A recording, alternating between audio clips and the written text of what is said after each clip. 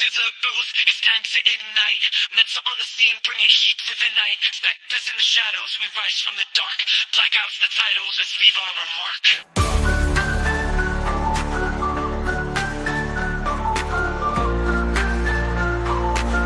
Feel the pulse like the city's heartbeat. Blackout, we're turning it loud.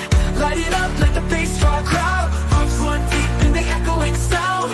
We're reborn in the chaos, we wear it proud.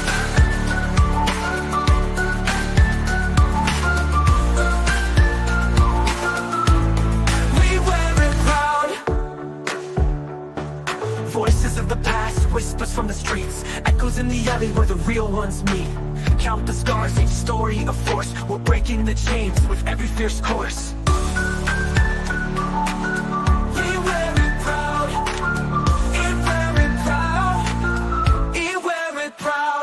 In this moment, we own our truth. Blackout, we're turning it loud. Light it up like the bass draw crowd. Roots run deep in the echoing sound. We're reborn in the chaos, we wear it proud.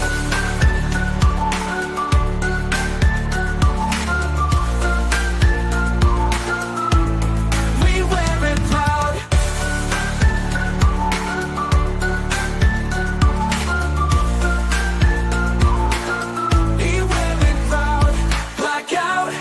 We're turning it loud, light it up like the bass draw crowd. Roots run deep in the echoing sound. We're reborn in the chaos, we wear it proud. We wear it proud. We wear it proud. We wear it proud.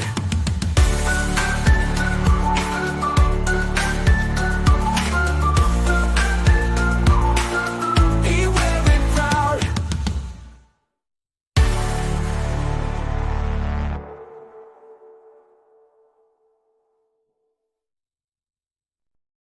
All right. What's going on, Prince? Hey, what's going on? Long time no see. Oh, yeah. I've been chilling. How about yourself? Oh, lots of work. I feel you. Adulting can be hard. Especially adulting other adults. Yeah. Used to that. Oh, man. A lot's been happening, right? We got the future release of Iconic Arcade coming through. And oh boy, I got some hot takes on that. Yeah, lots to unload about that, and then just the gaming industry itself. Right. I want to try to understand the complexities of what could be, like a person's inspiration behind. I guess let's just restart.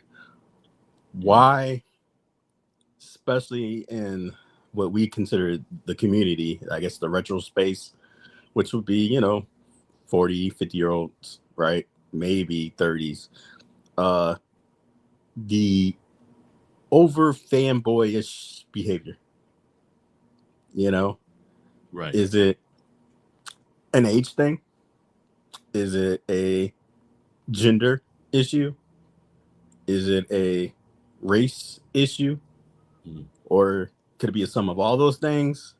Or perhaps classism of money and affording? I think there's a little bit of mix of both, but for me, my particular take is that it all comes down to income and money. Yeah. Is the reason behind fanboying. I remember the old days of Nintendo versus Genesis, right? Mm-hmm. Well, those for me were the days when you only got one, right? How many people did you know that had both? Right. You would have to have your parents both be working, making over hundreds of thousands of dollars. Right. So if you had both, I doubt you'd be hating on both, right? Right. So I think it's I think it's a class thing, or a class meaning money. Yeah. I mean, example, look at when the encoder had dropped and released that whole mystery encoder crap, right? For the iArcade. Yeah. You had motherfuckers waiting months to buy it and then bitch multiple times that they missed the cutoff when the device was like $30. I was like, bruh, you go to Outback and spend more money. Right. Like, I'm not like, if you can't afford a $30 device, and no shame on that, don't get me wrong, but I don't think it's your place to complain. This may be not the space for you. Yeah. People have a right to make a living, a livable living, and then the bitch about something so basically dirt cheap is crazy. Yeah, and you know the wildest thing was when there was a cutoff for it and he wasn't making anymore. I had to beg the man, like, and say, "Yo, like, there's space for this thing, man. What can you do?" And he said, "All right, I'll do one more run, and then after that, that's it." And then still afterwards, people were, "I can't find it. Where do you get it from? Oh, it's too much." It's like the excuses were just ridiculous. I've heard, I mean, you know how many people I've known that were going to bring some pretty hot items to the iArcade? Yeah. And they just chose not to because the community was just junk. Yeah. Yep. Just junk. Speaking of communities, who we got here? Mr. Channing. Good to meet you. Haven't seen you before. They were like $20 the first run, and people complaining about the price. Oh yeah. Yep. Yep. Ain't that wild, man? Like, bruh, like $20. And then they wait, and then it gets jacked up, and I've actually seen comms where they were fussing at these guys, going like it's like it was their fault that they missed out. Right. And then when they put it back up, they still got yelled at, and it's just like, where's it worth it? Yeah. Yep. You know. And it's not a surprise because remember they did the same thing with the GRS. Right.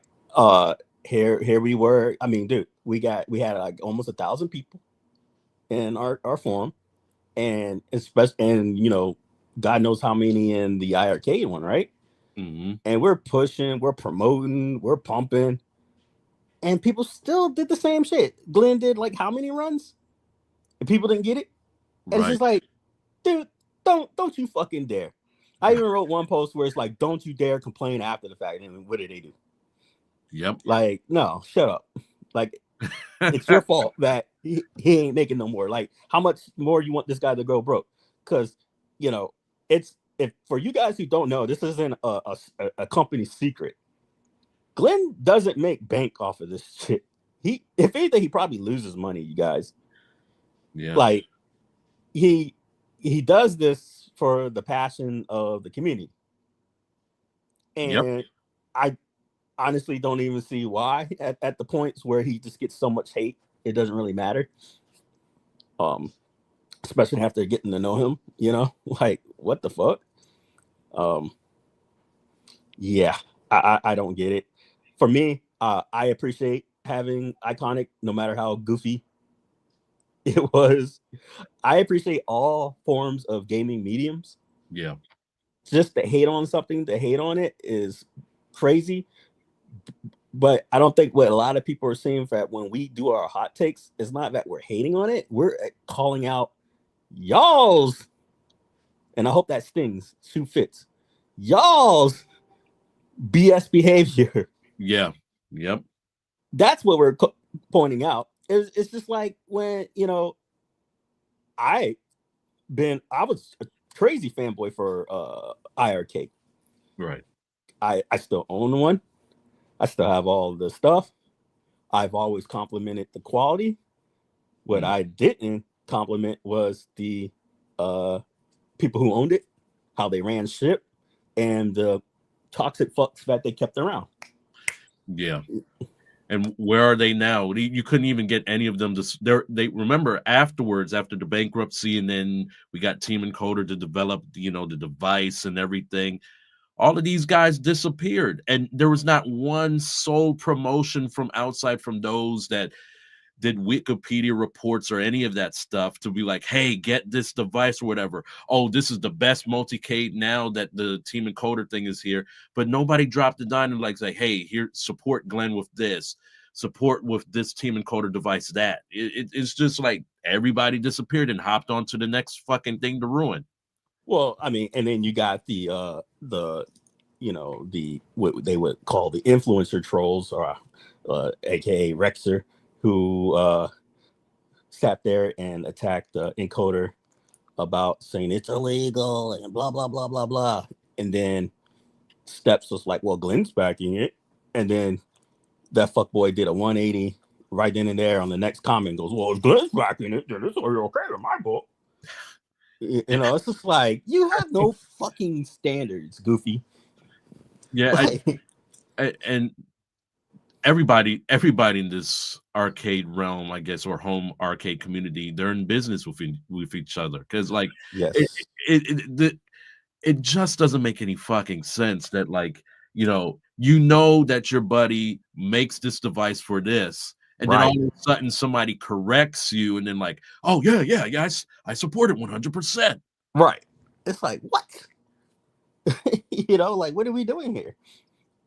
You know, because wasn't when John was still in business, he didn't support the idea. Then as soon as he goes out of business, then Glenn comes up with the idea, and then he supports it. Right. It was crazy, because the whole point to the iArcade was, you know, pirating bad, license good. Right.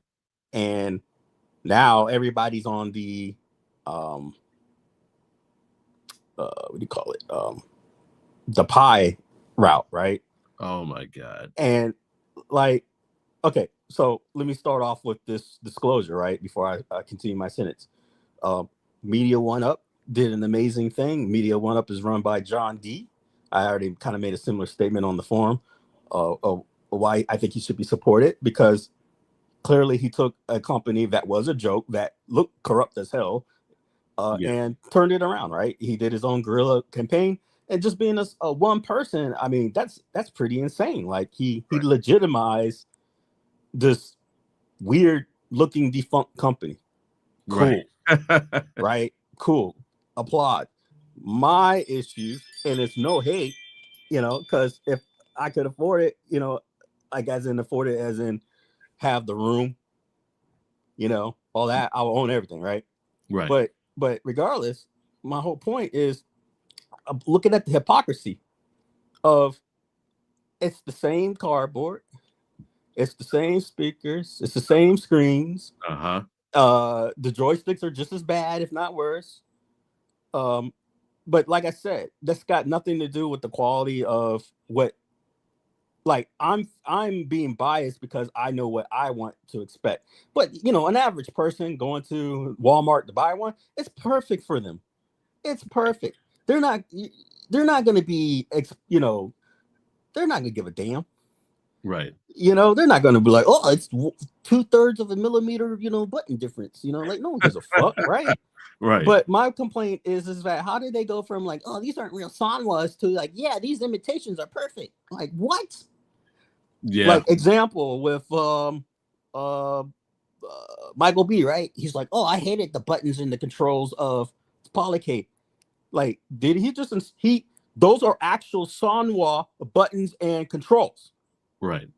And then you're playing a Street Fighter cabinet, bending down to your knees that are about to go out, and you're like repping it like this is the greatest thing since sliced eggs. But you insult a mini PC with a licensed games and with real Sanwa buttons and controls. Yeah, that's like that.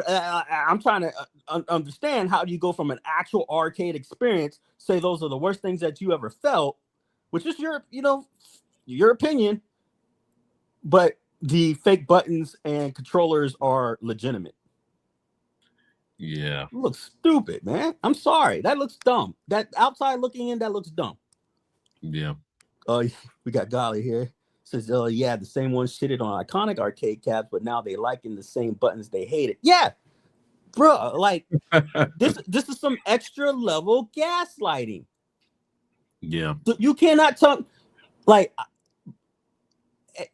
you know, Michael, you're more than welcome to come on and have a civil conversation, because I would just love to hear. I mean, maybe I'm just completely off base and I'm wrong. Like, let me know in real time, not in some response crap, you know, after the fact. You know, no, like, let's have a real time, because I'm not understanding it, dude.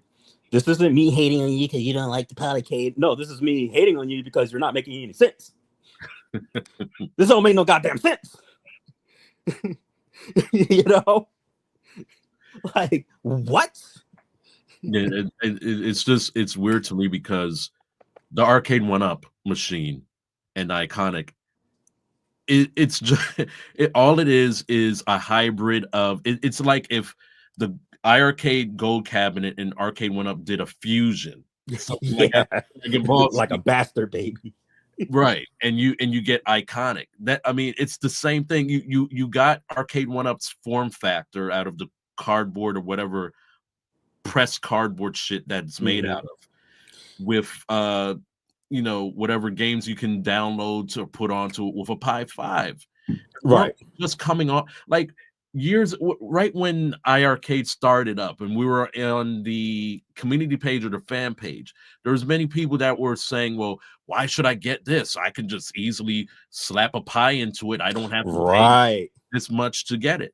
Like, Right. these same people were complaining about the arcade aren't saying the same shit about iconic, and it does the same fucking same thing. The same shit they already do to it. Like, you get like, what's the most people do with the one ups? They mod it. They throw a Right, fucking pie in it and call it a day, right? right, But once again, I would, the only reason why I would get one would be to support and join the community for John D. right. That's me being honest. Yep. Product itself, it's not really my thing right now, but I support John D to the point that's what I'll do. See, I'm open enough to admit that, you know. I wish other people would do the same. You know, like, are you really fanboying the product, or are you fanboying the person behind the product? Right, You know, and I think it's extra goofy when you can't admit it. right.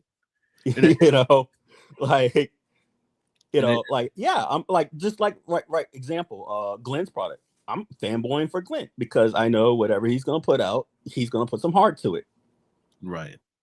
So, you know, if I get that Donkey Kong built, you know, FU cabinet, Mm-hmm. it's 90%. It's just to support Glenn. Right. You know, otherwise I got me a Polycade and I'm good, man. I'm good for the rest of my life.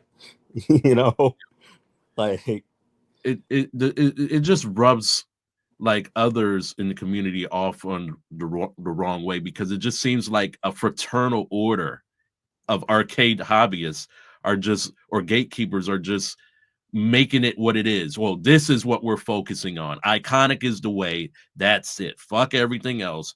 Fuck you, Polygate. Fuck you, At Games, who's never going to come out with their KI cab, and right. then anything else that exists. And it's like when the Double Dragon announcement happened, it was like, oh my God, guys, you could have got the same cabinet with iArcade, the gold cabinet, with Right. the store for the price that is probably going to be. If this Street Fighter cab is $699, and I guess minus $100 for the free shipping, that's the same price of the gold cab, guys. You could get Yes. the gold cab Yes. a long time ago. When the gold cab first dropped, it was around the same price the Iconic is dropping for now. Like, Right. granted, after the fact it jumped up, which I think it was a joke. I think you completely inflated it, but that price right here that it's up on the screen was that pretty much the range of the iArcade's cabinet, which came free with Double Dragon, free. Yep. Yep. So because they actually had some good licensed games, the what do you call it? Yeah, they had Double Dragon and they had Dragon's Lair. Yep. Those are system sellers. You can't tell me they're not. Maybe system sellers better in their form factors, but you can't tell me they're not system sellers for retro. Right.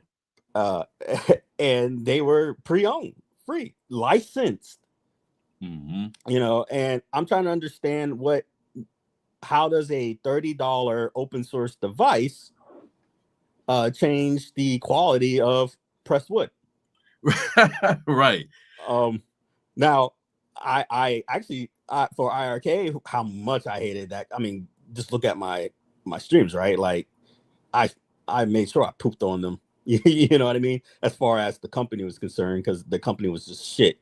But as far as like the wood, their so-called compressed wood, dude, that shit was thick. Like trying to drill through that because I added some buttons and stuff was insane. Yeah. It was solid. Yes, it was compressed, but it was so fucking thick, guys. It was not like an A1 up where you could just literally take a nail and a hammer and, you know, boom, right through it. Like, this shit was crazy. It was really thick. So I give credit to the company for having a solid form factor in their compressed wood. You know, Yeah. it definitely made a difference. But yeah, ugh. And remember, man, remember one of the talking points of why people didn't want it when they had the original OG cabinet. It's like, oh, they're trying to emulate a candy cab. Oh, that thing isn't a candy cab. Oh, they don't have license. Look at the shovelware. And then when they upgraded to gold, oh, that thing is ugly. But it had the arcade form factor. It's like, It which did. one is it, guys? Are you in it for playing the games? Are you in it for fucking like, you know, just modeling your house? What is it? What do you do? What is it? Oh man, I agree so much. It's like pick a lane. Like, Right. please stay in a lane. Stop with the weird back and forth, back and forth. It just, it's like, hey, let's all get together and be miserable. Yeah. You know, once again, I had my personal beef, and it was truly personal. You know, um, example, A1 up in their racist shit, Jong and his fucking bullshit that he made personal against me. So I've had run-ins with these company heads on a personal level. So I had a different form of beef. But for you motherfuckers that never got to know none of these guys and just judge them to fake judge them, it's kind of weird. You know, like what is your reasoning? I mean, I have mine. Right. Yeah, Um, I'm just completely tired of the fanboying, because it's just like the other day. I posed a question to the Arcade One Up community. I'm like, guys, like, you had this in a gold cabinet. You had Double Dragon. You had the opportunity of getting it in your hands, and this, all it is a rehash. Like, and you're paying the same amount what you could have got years ago. So what kind of accomplishment is this that Iconic is doing? And then somebody chimed in and was saying, well, you know, they're doing it right. This is what everybody wants. No, the fuck it's not. that's a cop out. Because first, no, it's not. And then they're not explaining. It's just generalization shit. Right. You know, it's like me asking you, another black man, when they were like, you know, oh, let's make you know, America great again. And I go, okay, cool, fair statement. Now, what year are we talking about? Yep. And then when you tell me that year before 2016, tell me if you want to be transported back to that year. And then you just give me some generalizations like, oh, well, it's when this and this and that. I said, I asked for a date, motherfucker. You can't give me a date. Right. You know, and that's what they do. They generalize. They can't give you a specific, okay, they're doing things right. What? Yep. What are they doing right? See, I can tell you what they're doing right, but it's not my job Right. to prove my own argument. You know what I mean? I want to hear it from you. Like, I'm trying to understand the human psyche here. Right. Because everybody does things right and everybody does things wrong. Yeah. And the whole point to this whole stream is to call out the fanboying and the cult behavior. And when I say fanboying, I'm not talking about liking a product just because you like it. That's like, of course you can. We're all here to enjoy our shit, right? I'm talking about the toxic behavior of, I'm not allowed to like this because you like it. Right. Or I'm trying to understand why real Samwa buttons and controls might be are bad and fake ones are in. Yeah. You know, I'm trying to understand why we got streamers who say, you know, streaming with bigots like Danny are bad, and then go out there and stream with him the next day. Dubs. You know, so I'm trying to understand the hypocrisy. I'm trying to understand why you fucks can hang around the same fuck boys and then cry when other people pull the wool and the cloak and the hoods off your faces. Aye, aye, aye. Aye, indeed. That was dark, right? Oh man. But yeah, dude, it was just the other day. Remember when the Arcade 1-Up leaks? They had that Sonic the Hedgehog cab, Spy Hunter cab, and then they had the Double Dragon cab. And then people was like, "Oh, thank God they didn't release that, because with that Taito emblem on the side of the cabinet, that thing looks ugly." But guess what? Who's doing the same damn design? Iconic is Right. doing it. Gee, and I wonder whose design it was in the first place. I wonder. You know, it's like, what? Y'all are weird. But you know, go and ahead. this ain't John D's fault. I think he understands their craziness. It's like South Park, right? Mhm. It was called, the movie was called Bigger, Badder, Uncut. Right. Do you know why it was called that? God, I never saw. I didn't see the So movie. it was called Bigger, Badder, Uncut because South Park, we know they push limits, right? Okay. Yep. And so they being the creators submitted their work to the censors folks, Right. and they're like, well, it's rated R or whatever, and it can't, you know, you can't do this unless you want to, you know what I mean, like to rate it this XYZ, right? Right. And they're like, okay, cool, we'll fix it. So they trolled them. They made it bigger, they made it badder, you know, like more stuff, and they made it more uncut. God. And they resubmitted it. And guess what the censorships did? They passed it. Yep. Okay. Okay. Just to make a point that they don't fucking look. They don't give a fuck. It's just in the moment shit. Right. Wow. Yeah. Wow. People see what they want to see, and they do what they want to do. I used to do that in the service all the time, like where I would submit paperwork and the higher ups would send it back with all these red X's and marks, right? Like, oh, you got to do this and write it this way. I'm like, okay, cool. I used to just send it back exactly the same way I sent it, and it passed. That's I didn't touch a damn thing. I just waited like another hour, and I was like, I just resubmitted it. Yeah. And they didn't. They're like, much better. Like, okay, thanks. Wow. Yeah. That's yeah. deep. Try it one day on your reports. Yeah. Yeah. It's human psyche, dude. They don't look. They don't care. It's just them trying to, you know, be a boss. Right. You know, do what I say, and everything you say prior is bad. Yep. Wow. So, let's talk about a little bit more about IRK, right? All right. We had a pretty interesting guy, in at least in my community at the time, all things IRK. His name was Sonny Ogle.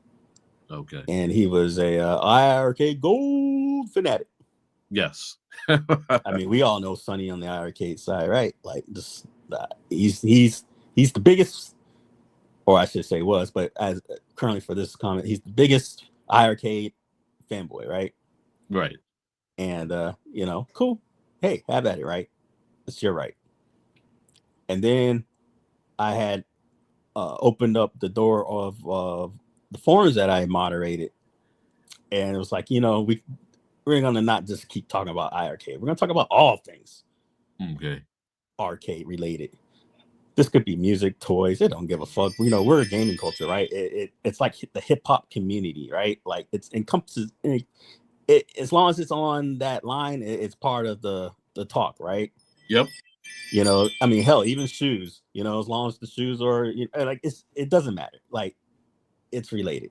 You know what I mean? It's part of the community. It's if you go to a Comic-Con, you're gonna see these things, right? Right. So he bounces and he just like leaves arbitrarily the group, and he's just like, "Well, I'm just gonna stay in the IRK group." I'm like, "Okay, cool." And then I guess he became a moderator over there, right? Yes. Yep. And then I mean, this is not, you know, this is more for me observing, you know, stay neutral or however you need to be, right? And I noticed he was inviting very toxic people back, you know. It's just like, what are you doing? Are you a plant, bro? Like, what's going on? Either way, I saw him. Other people would make posts like, "Hey, I'm selling my IRK for like $400, $500, whatever," and he would sit there and undercut their money and go like, "Well, it's not worth 500; it's only worth 200." Mm. And it's just like, you know, you're allowed to have your opinion, but what's the motivation when you already own your goals, right? I'm not going to sit here and say, "Hey, this guy's not allowed to sell it." Now, if somebody was asking me how much should I buy something for, I'd be like, "No, man, don't buy that shit for that much." You know, but you know what I mean? Like, why you in on their hustle? You know? And then the next thing I know, this dude is selling all his IRKs, golds. That's wild because that when I saw that it came out of nowhere, I'm like, what the fuck happened? Are you going through bad times? Like, what's the deal? Because like he's known the man that has everything, every machine. He had every version. And y'all want to know how much he sold them for, or said they were worth? What's that? 1,200 each. No, that's now. What can I get with $100 each? Could have got into the Kickstarter and got a Polycade for that much. Because last I checked, a Polycade was going for like $900 on the Kickstarter. Yeah. And so you're telling me you could have bought the Polycade 6 times, but it was too expensive. Oh my God. An actual device that I've been seeing that are used in restaurants, people's cafes, people's arcades, right? Because it's a full steel made device with real solid buttons and controls. You know, but you get my point, right? Like this is a real commercial device that is meant to withstand commercial use, right? That, and here, you know, with a mini PC or any PC you want to put in it, which because it's a multi-cade, you know what I mean? And here you are sitting there saying it's like worth like 6 times. I'm baffled, bro. Like this guy's justification. And then he had the nerve to sit there and tell somebody who was trying to sell their retro cabinet for 400 and say, "Well, it's only worth 250." And it's like, yo, that's right. Like, yo, hold up now. Hold up. Why you trying to screw? And then you're like, whoa, like, what are we doing here? That is right. I forgot that. Yeah, there was a day that because normally when I see those posts, I'll tell the people, I say, "Hey, look, the best way to get the best bang out, get the best amount for your cabs, just go ahead and advertise the barber shops, advertise it to like to different ice cream stands and stuff like that. Go around and do that, or go on next door to try to get your price." But God dang, I can't. Like, I mean, and then he's the moderator over there, so it's just like, are you trying to like finagle the market? That's what it sounds like. You're finagling the market. You know what? It does sound like that. And he's using his position, and I think that's pretty corrupt. Like, bro, I mean, it'd be one thing if you say, "Well, I think you would sell it better at this price," or "This is my opinion," but to sit there and go, "It's not worth that," like you're the how much a Polycade's or IRCade's worth police is weird, especially when they're bankrupt. Right. I mean, if that's the case, they ain't none of them worth shit. Right. You know.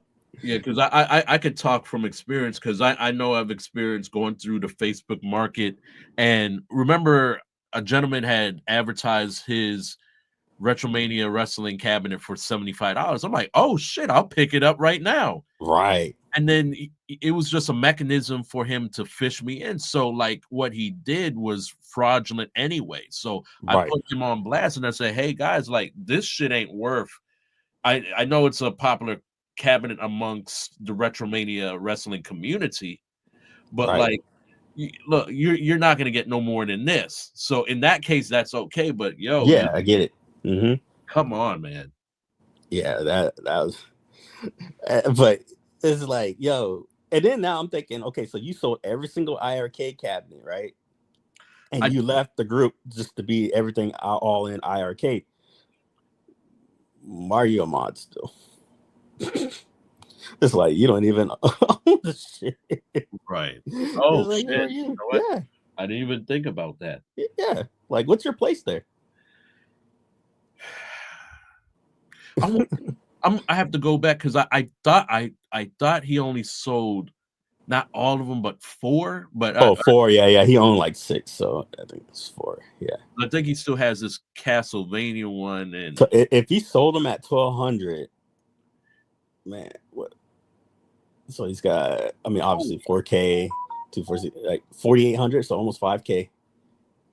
hey, if he got that much, congratulations. But like shit, $1,200 on something you can't take online, that's crazy. Yeah, can't take online. And then what? The gold? They didn't have the hat, did they? Well, they sort of kind of do, but like it's not You have as to use basic Glenn's as device. right. It's not as basic as with the OG. Like it's not as simple as the OG cat. You got to go through some hoops to get some downloads on there. I mean, at this point, and no disrespect to Glenn's products, I'm talking about the purity of the product. It's no longer an IRK. Right. If I have to use Glenn's product, I do not have an IRK. It's basically a prototype of FU. Yeah, it's the baby FU. Right. Yeah, it's what's to come, right? Mm-hmm. Which is fine, you know. But at the same point, yeah, you just sold me a controller. Yeah. No. Damn. Ay ay ay. Yeah. Ugh. And you know back to you know, with the whole iconics and stuff like that. And I know you saw the interview or the video with RGT85 where he talks about, you know, the gaming industry is it's doomed. It's done. I saw that you posted it. I did not. I don't watch this stuff. Never seen it before. Honestly, I keep forgetting what he looks like. So tell me about it.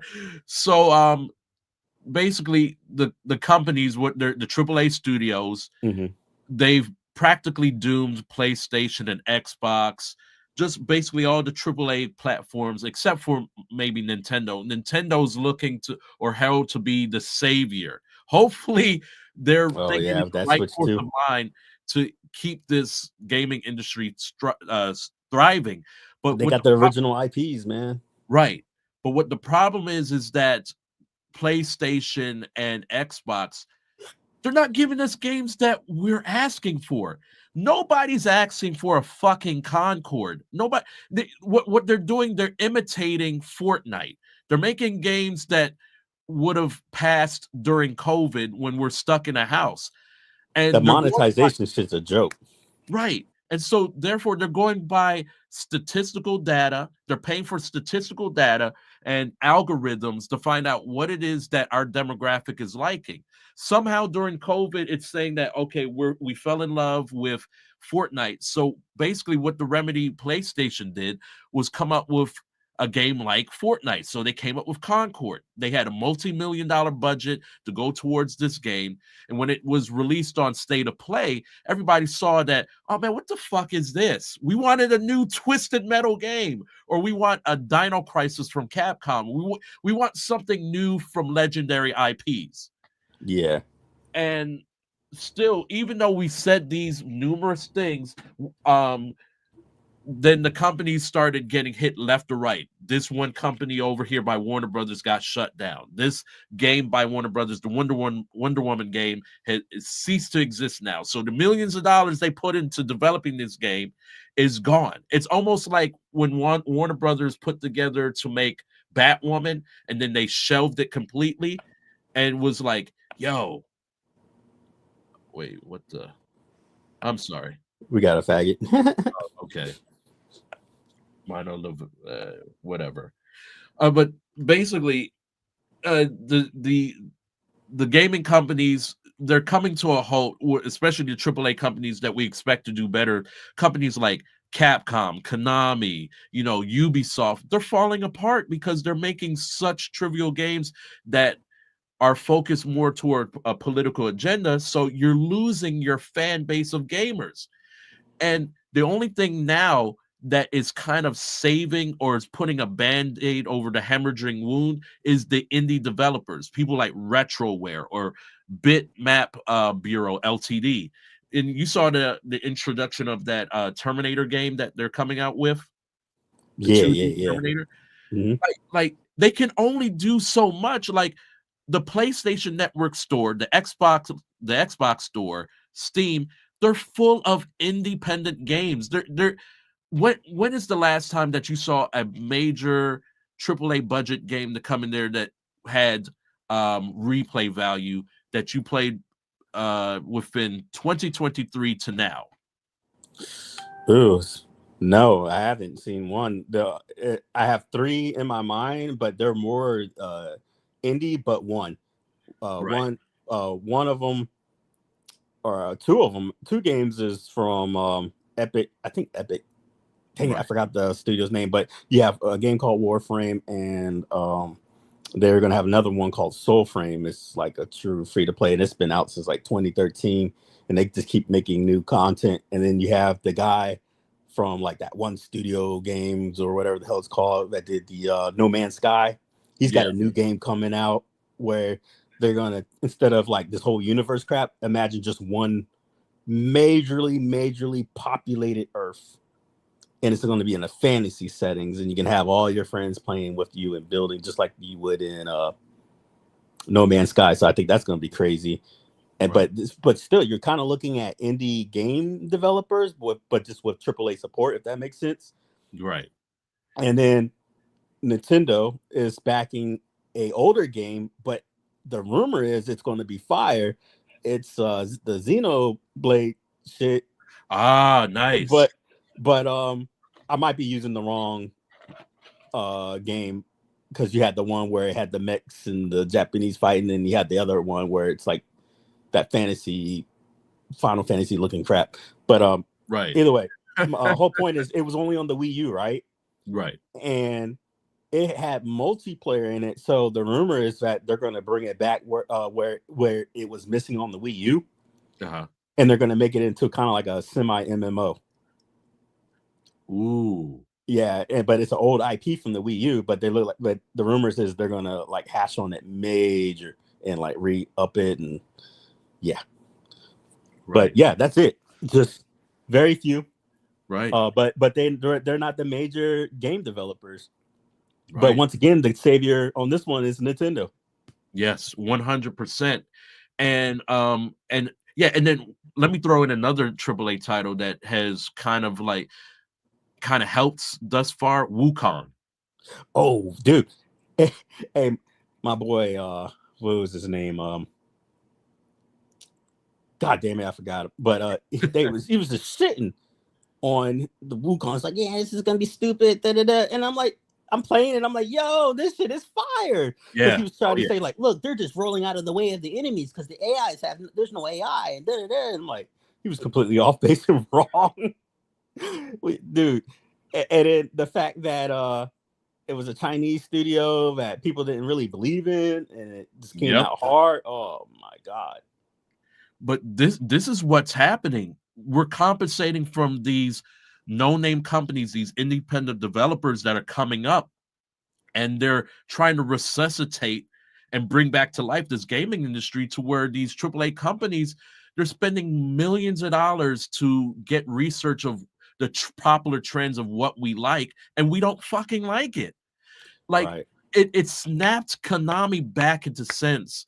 Like Konami still does the what, not the Plinko. Plinko's Price is Right. The what is it? The Panko. Oh yeah, it's not the They've still gambling shit. casino like machines, but Right. it's snapped Konami back into business by bringing back a new Contra. Now they're working on bringing back the Metal Gear series, and Right. Konami's been on a roll, Rocket Knight Adventures, and all those other things. And and then supposedly Nintendo, thank God for them, Mhm. they're going to be getting a brand new Castlevania, and that might be coming to all other platforms.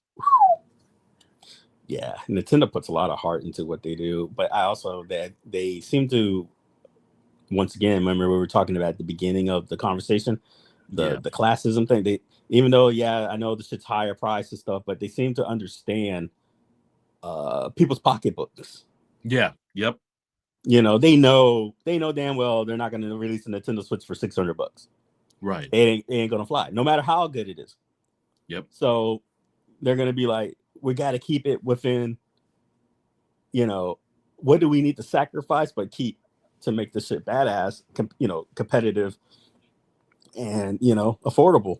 And I think I personally think Nintendo's going to get it right, only because I don't think Nintendo's ever got it wrong. Right.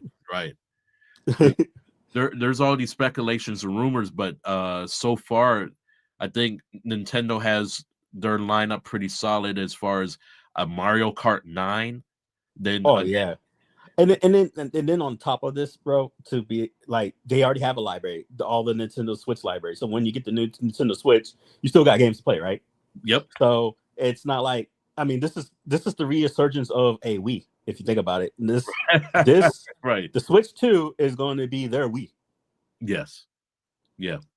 And it's going to be next gen, I believe. Like, we're going to get some crazy stuff out of this. Yeah. When I first got the Switch and I played, I'm looking at this little micro mini card of it, for a cartridge, and I put that Zelda in there. I'm literally thinking the Zelda is going to be like a 20-hour game because it was like so small. Uh-huh. Bro, like that shit's massive. I'm like, yo, how do they do this? Like, they understand what what they're working with. Yeah. And it was just gorgeous and lengthy and long as fuck in a good way. Right. So let me ask you this. Yeah. Minus Nintendo, because we know Nintendo has the IPs and they're really family centered and focused on, the family and everything. Do you believe that the gaming industry do you believe it's done? The gaming industry? Yeah. No, never. I don't think it'll ever die. I think I understand what people are saying. Yeah. But I think it's it's overreach. I think it might be done for the old heads. Right. It's kind of like, where's my Star Wars? Well, half the actors are dead. Move on. Like, you want Harrison Ford still playing? You're like, get over it. Yeah. Like, sometimes stories need to be redone. The shit's from like 1940. Nobody wants to watch something in black and white. Right. They may redo the whole goddamn Star Wars franchise, get real good actors in it, and then fucking crush it. Yeah, that's the hope, man. But so I don't agree. I don't ever agree with a medium never having to do a remake. I really don't. Because who cares? So what? So what if it comes out bad? Right. Don't watch it. If it comes out good, you have something.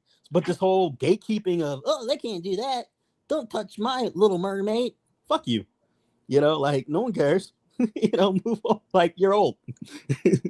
But no, the gaming community, like, I don't see how it could be dead. If anything, it's better than what it was. Like, there's no way the gaming industry is making as much money as they did when the Atari broke than what they're making now.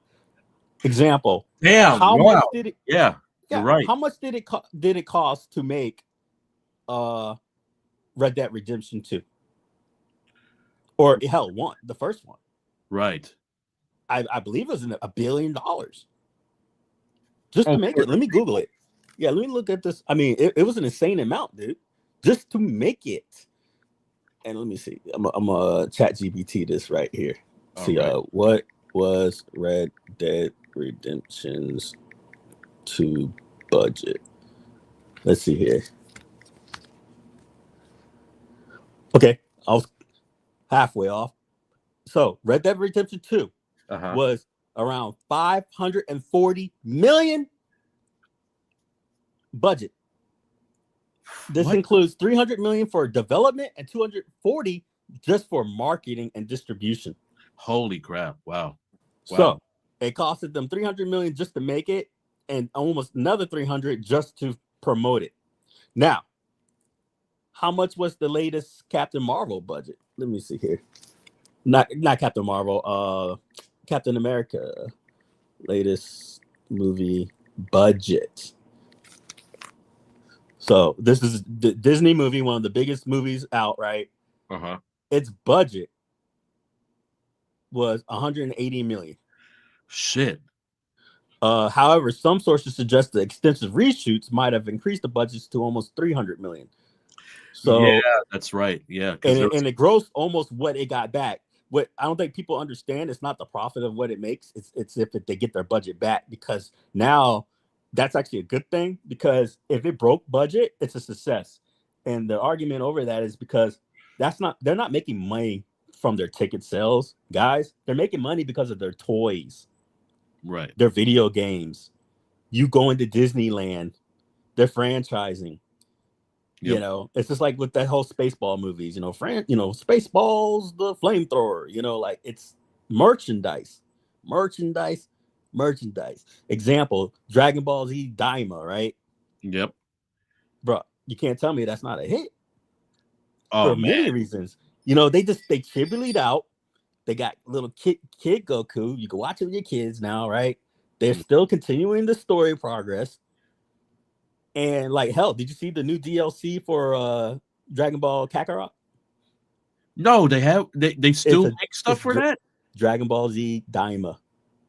You're running around Really? Goku and the whole crew, and when you start fighting, all like his whole crew's like jumping in and fighting and shit. Dude, it looks sick. Whoa. And Wow. that's part 1. Wow, I thought they were done with that game. Bruh, they still adding shit. They went through like all Super, I believe. Shit. Yeah, because right now on the PlayStation Store, it's $7.99. It's on sale. Hey, get it? Because that DLC looks good. Shit. Wow. Okay. I mean, you're gonna get a major replay value out of that. Speaking of which, hey, if y'all haven't seen it, fuck you, because spoiler time. Because I'm talking about it, so y'all can leave. There we go. You watched it, right? Yeah, the latest, the newest episode. Yep. All right, let's talk. Okay. Yo, so how come, like, every time I was talking to like a younger person or whatever, and they were making complaints about it, Yeah. why the very next episode those writers done said, "Shut up, hold my beer, and let us cook." I don't, like, bruh. Oh my god. And so, example, you had what's it? They were complaining about Super Saiyan 3 Vegeta. Uh-huh. And how they were in kit form, and then they said, "Shut up, hold my beer." Complained about why is it he could do Super Saiyan 4 anytime? Shut up, hold my beer. We explained that. Oh, Yep. they're never gonna have any good fights. Shut the fuck up, hold my beer. Like wait till the next episodes, motherfuckers. Yeah. This past episode was it was amazing. Yeah, and I know that they ended that shit special, and oof. I was always curious about this, but it's also cool that they're canonizing GT. If you think about it, I mean, they brought the legendary 4. I mean, dude's got his tail. They made it his ass adult. Now, what I am super curious about, because this is on purpose, that outfit between the Demon King and Jaren, that ain't a coincidence. No, it can't be. That's not a coincidence. That's either maybe Jaren ran away to another universe, a species or something, or that's part of his crew. Something is up. Or maybe in another universe, in another time, he was a part of Jiren's squad, and he probably tried to oust Jiren and try to become the leader somehow, and got banished to the demon world. Right? Because I'm thinking obviously the demon world is like the OG, so they're like, for me, they're like Universe Prime. Yeah. Because all other universes are created after the fact. So like all living things come from the demon verse, right? Right. So yeah, there's a lot to take in.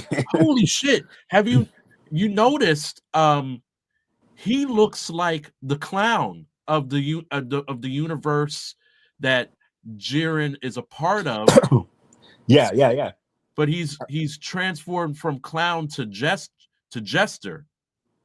Yeah, exactly. There's a, and then don't forget, being a what do they call it, the deaf guy or whatever, right? It's a position, not a birthright. So something is up with that, because clearly that guy was part of Jaren's crew prior to him being a I forgot what they call them motherfuckers, but you know, the whole deaf god bit, right? Yeah, right. I don't know. I'm brain farting right now, but yeah. So clearly something's up with that. Yeah. I'm interested to understanding what. Clearly, there's no connection as of yet, even as far as Super's in. So I'm hoping they make the connection before Daima ends, or we're gonna have to wait a long time for Super to figure it out. Yep. Oh man. Oh, so let me go back to little chat, right, about this whole cult behavior BS, right? Yes. So we got a guy named William Burnt. Was it what's his Bill's Retro Show? Yeah, Bill's Retro Show, right? So Bill, good guy. Like, I like him a lot. Yes. So he had his own hot take about it's called Battle of the Arcades, Mortal Kombat 2 versus Double Dragon Leaks. Cool. So I got no problem, Bill. Like, I mean, do your thing, right? Yo, cook. Yes. So there's this guy named Neo Geo 64, and he's been making a lot of dick sucking comments lately. Not been impressed, bro. And he writes, I think by battle you mean one disaster and one game changer. I'm not sure RK1-Up could have a worse week, and that's saying something. And I'm like, but he's been doing this a lot lately. Like, it doesn't matter who's posting, he's just fanboying. Clearly over John D. It's a little obsessive. And all right, bruh. This is same cardboard, same games. Neil, you're fanboying so hard, it's cheesy. Right. Right. So a lot of people agree with my take, et cetera, et cetera. And then this guy on the forums, if you're in here, yeah, we're talking about you, Harley. We told you we were. I'm not gonna go in too hard because we made up. Kissy. So he writes, do you want a cookie or something? Right. There we go. Good to see you. He knows he's about to take the licking. But it's all love. I'm gonna cover it, bro. I'm not even gonna bring it up. We're gonna cover it. No, it's all good, bro. I'm gonna be nice about it. I'm just gonna give my hot take. All right. Because I was confused. I didn't know what the cookie comment was coming from. So I said, yeah. I mean, I was just like, bro, what's happening here, right? So I want to cover it, but I want to cover it nice because I want to give him. I'm I'm gonna have something nice to say by the end of it for him. Okay, remind me if I don't do it. Okay. All right. So he writes, "Do you want a cookie or something?" I'm like, "What the fuck? Like, who's this guy?" Right. So I roast his ass. I was like, "Man, you out here handing out cookies like a proud lunch lady, but trust me, nobody's standing in your line. If I needed a snack, I hit up a vending machine, not some dude repping Raider Nations. Like on this shit, when you click on it, it says like Raider Nation for Alabama, like a Walmart clearance sale. But hey, keep that banana on standby. Looks like you can use some potassium before you cramp up from all this reaching." So then this dude writes, "Now I want to set the stage here. This is like pretty much my group, like that I've been administrating for like over a year. Yeah. Like, so yeah, we're going to try to keep it hot, keep the conversations rolling. Right. You're allowed to say, hey, I disagree or whatever, but like that was like kind of like an attack, right? Like, nah, bro, like we're going to be chest pounding and, crossing the streams here and dick checking and shit, because this ain't going to go down. Like, nah, bro, we're about to touch the tips. All right. No, but I offered him a banana pack. So you got to check out the comments. And don't delete them because I already took screenshots. All right, so he's like, he writes, "Can't decide if you're a clown, a troll, or just an a-hole." All the above, buddy. Care to shed some light on this for us? We all want to know. I'm thinking, us? Who's we? Like, it's just you, bro. But all right. I'm like, man, you talking about we all want to know, like you got a whole squad backing you up. Who is we? Man, I bet it's that Raiders Nation. You don't want to fuck around. You don't right. Man, I ain't some Eagles fan. What's going on, bro? Hey, that Raiders Nation is some serious shit, man. Yeah. I was down in Vegas, man. Oh, man. Crazy fuckers, bro. They're off the hook. You on a different turf. You on the net. This is reboot up in this bitch. I'm Bob. I'm the administrator. I'm sending down the games. Going to delete. Oh my god. The Harvey boys, like, see here. All right, so I'm like, you talking about we all want to know, like you got a whole squad backing you up. Who is we? You and your reflection? I wrote, ain't nobody riding with you except that lonely Raiders banner in Alabama. Like that's a real movement.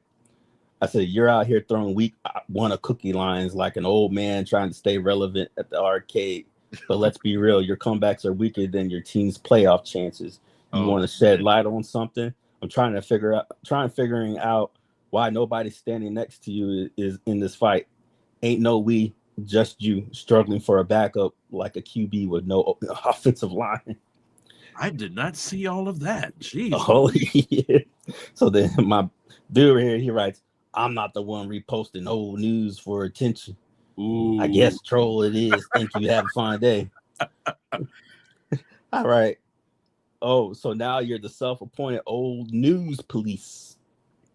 Funny because everything about you screams outdated. Your comebacks, your football team, and probably your internet connection. Oh, man. Calling me a troll, bro. If stating facts make me a troll, then what does that make you? A guy desperately trying to dismiss the truth because it stings too much.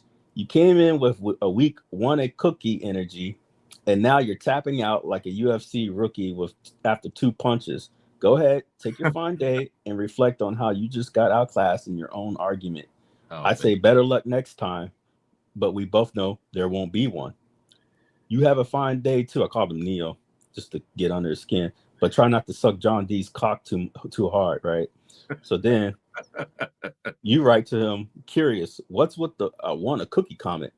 If we're anyone, if it were anyone of the popular YouTubers to bring it up, 3/4 of the community would be sucking up and agreeing.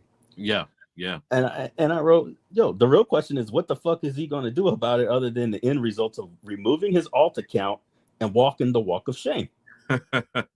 So then he writes, to be clear, I don't disagree with the take. Just don't understand the mentality to rehash an old post for attention. So this is where I really got confused. I'm like, Yeah, I was Bro, confused. I was too. like, well, hold up. Bill just did an old take. No one's hating on him. Yeah, You know, I'm thinking to myself, you know, like, yo, if Michael B said, you know, talking about some old shit, everybody be like, yeah, Michael B, here's your super chat. Right? yeah. That it's And I'm funny like, that I was thinking that the same. I was thinking of that too. I was like, yeah, if one of those other guys were to say that, like it wouldn't have came off the way represented it in the comments. right. You know, so now I'm thinking, like, is this the message or the messenger? Yeah, Right? So he writes, or I write, so Bill's post is old news, but you're still engaging with it. If it's outdated, why not call that out too? You already admitted it's not the message, but the messenger that bothers you. So why not just say you don't like who's saying it instead of acting confused? Pick a lane. You know, I called him clown, being mean right back, right? yeah, So then he writes, then you write, you are confusing me. You agree on retro Bill sentiments? Isn't that old news too? right. And then I write, yo, you see this? He's mad because I just saw an older post. I commented just now and Yeah. showed people my comment in a group that I admin You gotta see his comments. for content and sharing. Yeah. But is mad. Let me put this up. But is mad because I didn't comment then and there instead of later. I'm going over old stuff. I'm gonna give you a chance. So then he writes, I don't disagree with Messiah's take. They are cardboard toys in arcades. I just don't understand the need to attention by posting to say, look at what I did 6 days ago. And then this is where kind of takes the walk of shame. I was like, I replied today, man. And I gave the clown face. You way off base. It literally says just now. He's like, oh, I stand corrected. I will take that walk of shame now. Apparently, I need a nap. I wrote Anna Snickers bar. Glad things worked out. We still gossiping about it. Appreciate the concession. And he's like, I deserve this public stoning. Oh man, you ugly when you don't have your Snickers, man. The good thing about this though is that we're able to talk it out and then figure out, you know, that was really good though. Yeah, I appreciate the coolness of admitting that, you know, we just got it wrong. We all can get it wrong sometimes. Yeah. But you know, but what I think you should understand, Harley, is that me and Prince and others, we go through this constant. And it's like, okay, like disagree with my take, but you know, if I get hostilities of like, oh, you want a cookie, you know, like I'm gonna hit back, right? I'm gonna throw Dookie back, you know, versus, you know, hey, I disagree, you know, blah blah blah blah, or lead off with, hey, it looks like, you know, this is a 6-day-old post, you know, care to fill me in on why, you know, you posted something that's 6 days old later. Maybe I was fucking sick. Maybe, you know, like, you don't know, like, who cares? Like, if nobody's talking, if you haven't, like, I could say the same thing, right? You're part of the community, you're part of the group. Well, how come you didn't post something for 6 days, right? Like, I got to keep things engaging, right? Like, people want to, like, I got like 6 comments out of it, you engaged, that's the whole point, is to have engagement. Keep the news going, keep the talk going. It's not necessarily sit there and bicker and whatever, but you know, you want to bring fresh takes, or you're just gonna have the same bullshit. You're gonna have a dead group, dude. So yeah, I mean, it's common sense for me why I do what I do to keep shit going. We got believe me, you don't want to run a page where you're just talking about selling and trading cabinets. Yeah, that's silly. You know, we got a lot of people in that group. Harley, John D is in there. Maybe Unico is in there. Maybe Polycade is in there. Right. So I mean, they're looking, they're reading, they know, they see. And they pay attention. Not the bickering portions necessarily, but they keep up. So the engagements, the conversation, it actually does change how they might go about releasing something. Yep. You know, who knows? Maybe they asked me. You know, maybe they didn't. You know what I mean? Like, you got these influencers. If you don't think they're talking to these cats, you're wrong. You know, these leaks. There's no such fucking thing as a leak. You know, there's no a leak would be a whistleblower from inside. Like, I'm working for, like me. If I work for John D and then I leaked it, that's a leak, and clearly he's gonna probably know. There's no such thing as a fucking leak.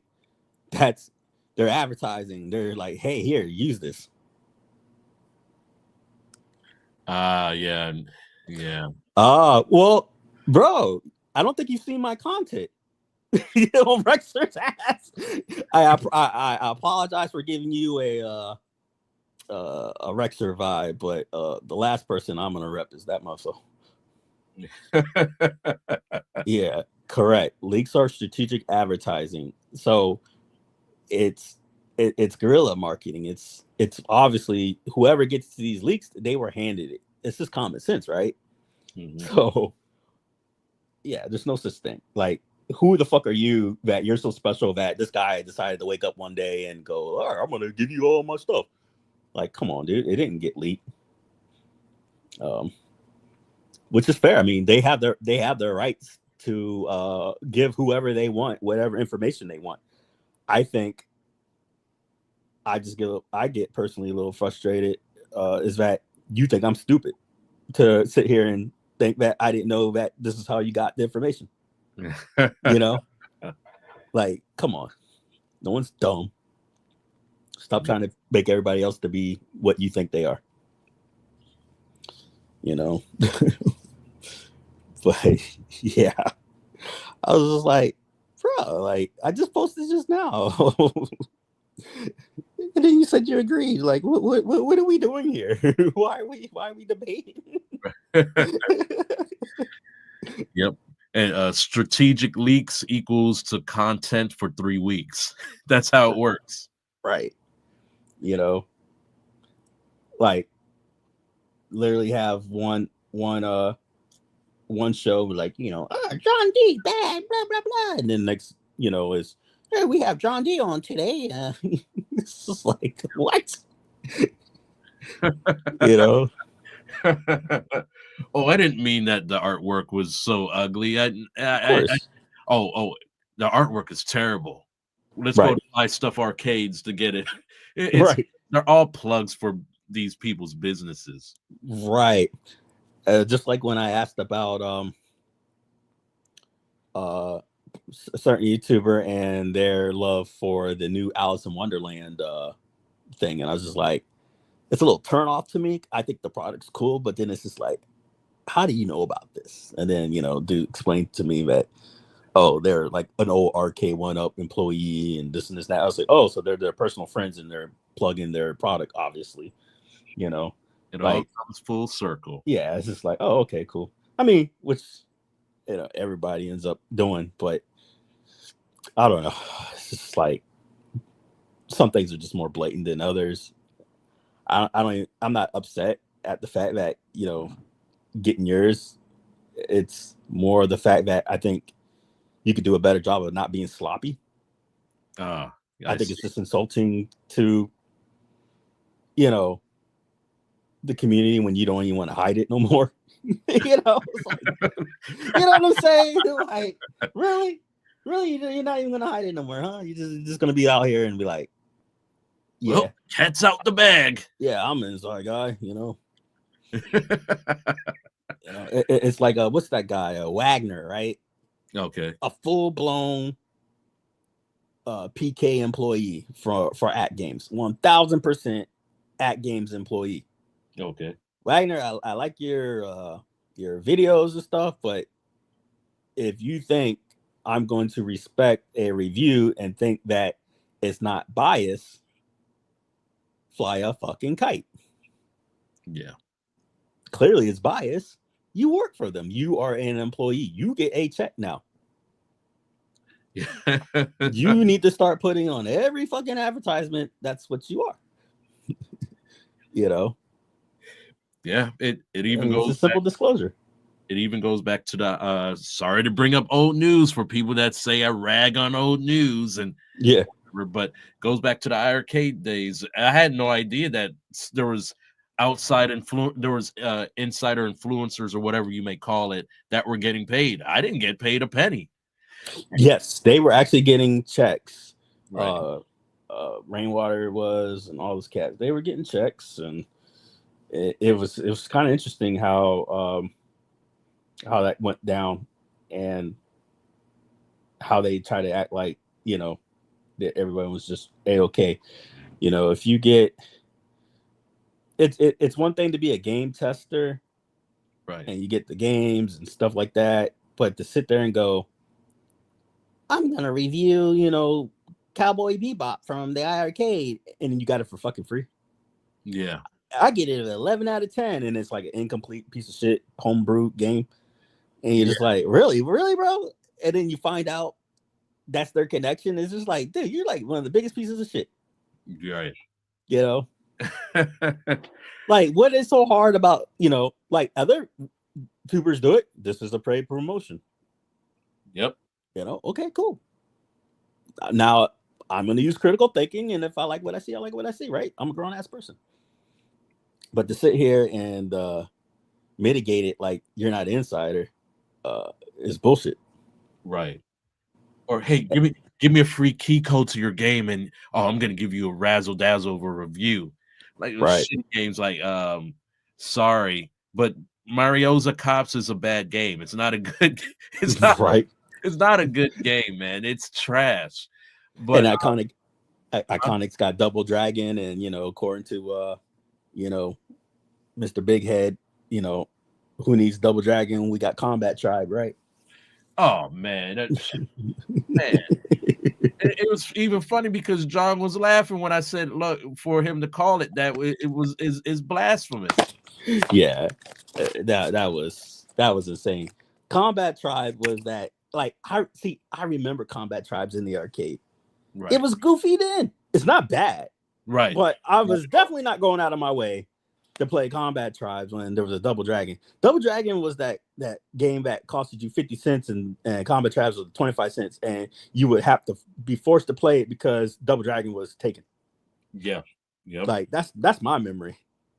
Yeah. Like I said, Combat, there's nothing wrong with it. It is what it is for that era. But to sit there and say it's better, like Iconic, and that, like, man, if you don't shut up. Man, Combat Tribes, yeah, like we said, it's not a bad game, but it's one of those games that was in the arcade, but the manager would say, man, put that shit in the back. Put it in the Like, back. you'd be better off with a bad dude's cabinet. Yeah. Like, that was a good junk ass game too. But it was junk. Like, it got out, like, after the first two levels. It's like, I don't want to play this shit. Right. Like, no. Yeah. Have you ever walked away from a game you put a quarter in, like, and it didn't make you feel bad to walk away from it, and it's still playing? You're just like, fuck game. I did that to that very game when I was see, those games were your those were your roller rink games. Yeah. Like, they didn't have Double Dragon, they had bad dudes. Right. Combat Tribes. Oh my god. The shit they could afford. Dude, there's this one game, I don't know if you remember it, man. It was a copy of Mortal Kombat. Right. And it had fatalities, but it was the worst. War Gods. No. It's right around the time Mortal Kombat 1 came out. Oh shit. This game came out. It had fatalities too? Yeah. And it was it was in all roller skating rinks and laundromats. And like, the game was so bad, like, you could do a regular move and it was like a finisher move. People would explode or implode, and you'd see like loins and whatever, and ribs. Yeah. Hey, turn off your camera if you don't want it on. Give me a thumbs up if you can hear me. Give me a thumbs up if you can hear me, King. Do you want your camera on? Okay, cool. bring him in now. Okay. What's up? Hey. What's him? I'm How you back. been, man? Yo, What's going on? what's going on, man? Everybody, man, what's up? I got some time today. My boys then brought out Blackout. Hell yeah. I'm here. Fuck yeah. What we doing? Man, we just talking about everything. Man, we went What over I so missed, much. man? My uncle was here. Bruh, what didn't you miss? Yeah, where y'all want me to chime in at? Where we at? We were talking. The overall sentiments is. Hold on, real quick. Well, right now we're talking about. There was a game out in the arcade that came out around the same time of Mortal Kombat, but it had fatalities. But I can only remember War Gods. It was a Midway game, and it was the same company that made Mortal Kombat. It came out in like 95, 96, something like that. Was it like, Pitfall? No. So no, hey, so Messiah, it wasn't Midway. It was like a company. So you know the company that made that Jackie Chan fighting game, right? Yeah. Thrill Kill, the unreleased shit. No, That wasn't in the arcades though. No. So I know it's called Kaneko or something like that, and Was they it started had with a K? the fighting game. Yeah, that you're talking about. I can't remember. All I remember is that there was this dude that had a yellow bandana and like hammer pants, and he would do this spinning cyclone kick, and like he, no matter where you are on the screen, he could hit you and knock you down. And you go, wahoo! And he would keep making that noise. Kasumi's Ninja? I'm chat GPTing it right now. Because Kasumi's Ninja, a lesser known violent Mortal Kombat clone on the Atari Jaguar. And what was it in the arcade? Let's see. Yeah, check arcade. And arcade. Let's stop. I gotta see a picture because I know there's females in it, and like it was just the worst imitation Mortal Kombat game. And like It wasn't Bloodstorm, was it? No, it's not animated. It's live okay. action, like exactly like Mortal Kombat. So it was a game in the arcades. Came out around same time as Mortal Kombat. Yes. Yep. And wore a yellow bandana. Let's see. Yeah. And sort of like hammer styled military pants. Time Killers. All right, see you, Harley. Thank you for coming in. Take care, man. Survival Arts. So they're still mentioning Bloodstorm, Time Killers. That's our shit. Yeah, Tattoo Assassins. Tattoo Assassins. That may be it. Hold on. Uh-oh. Somebody said Way of the Warrior. Oh, yeah, because it said yeah, Tattoo Assassins was a clone. And it had fatalities.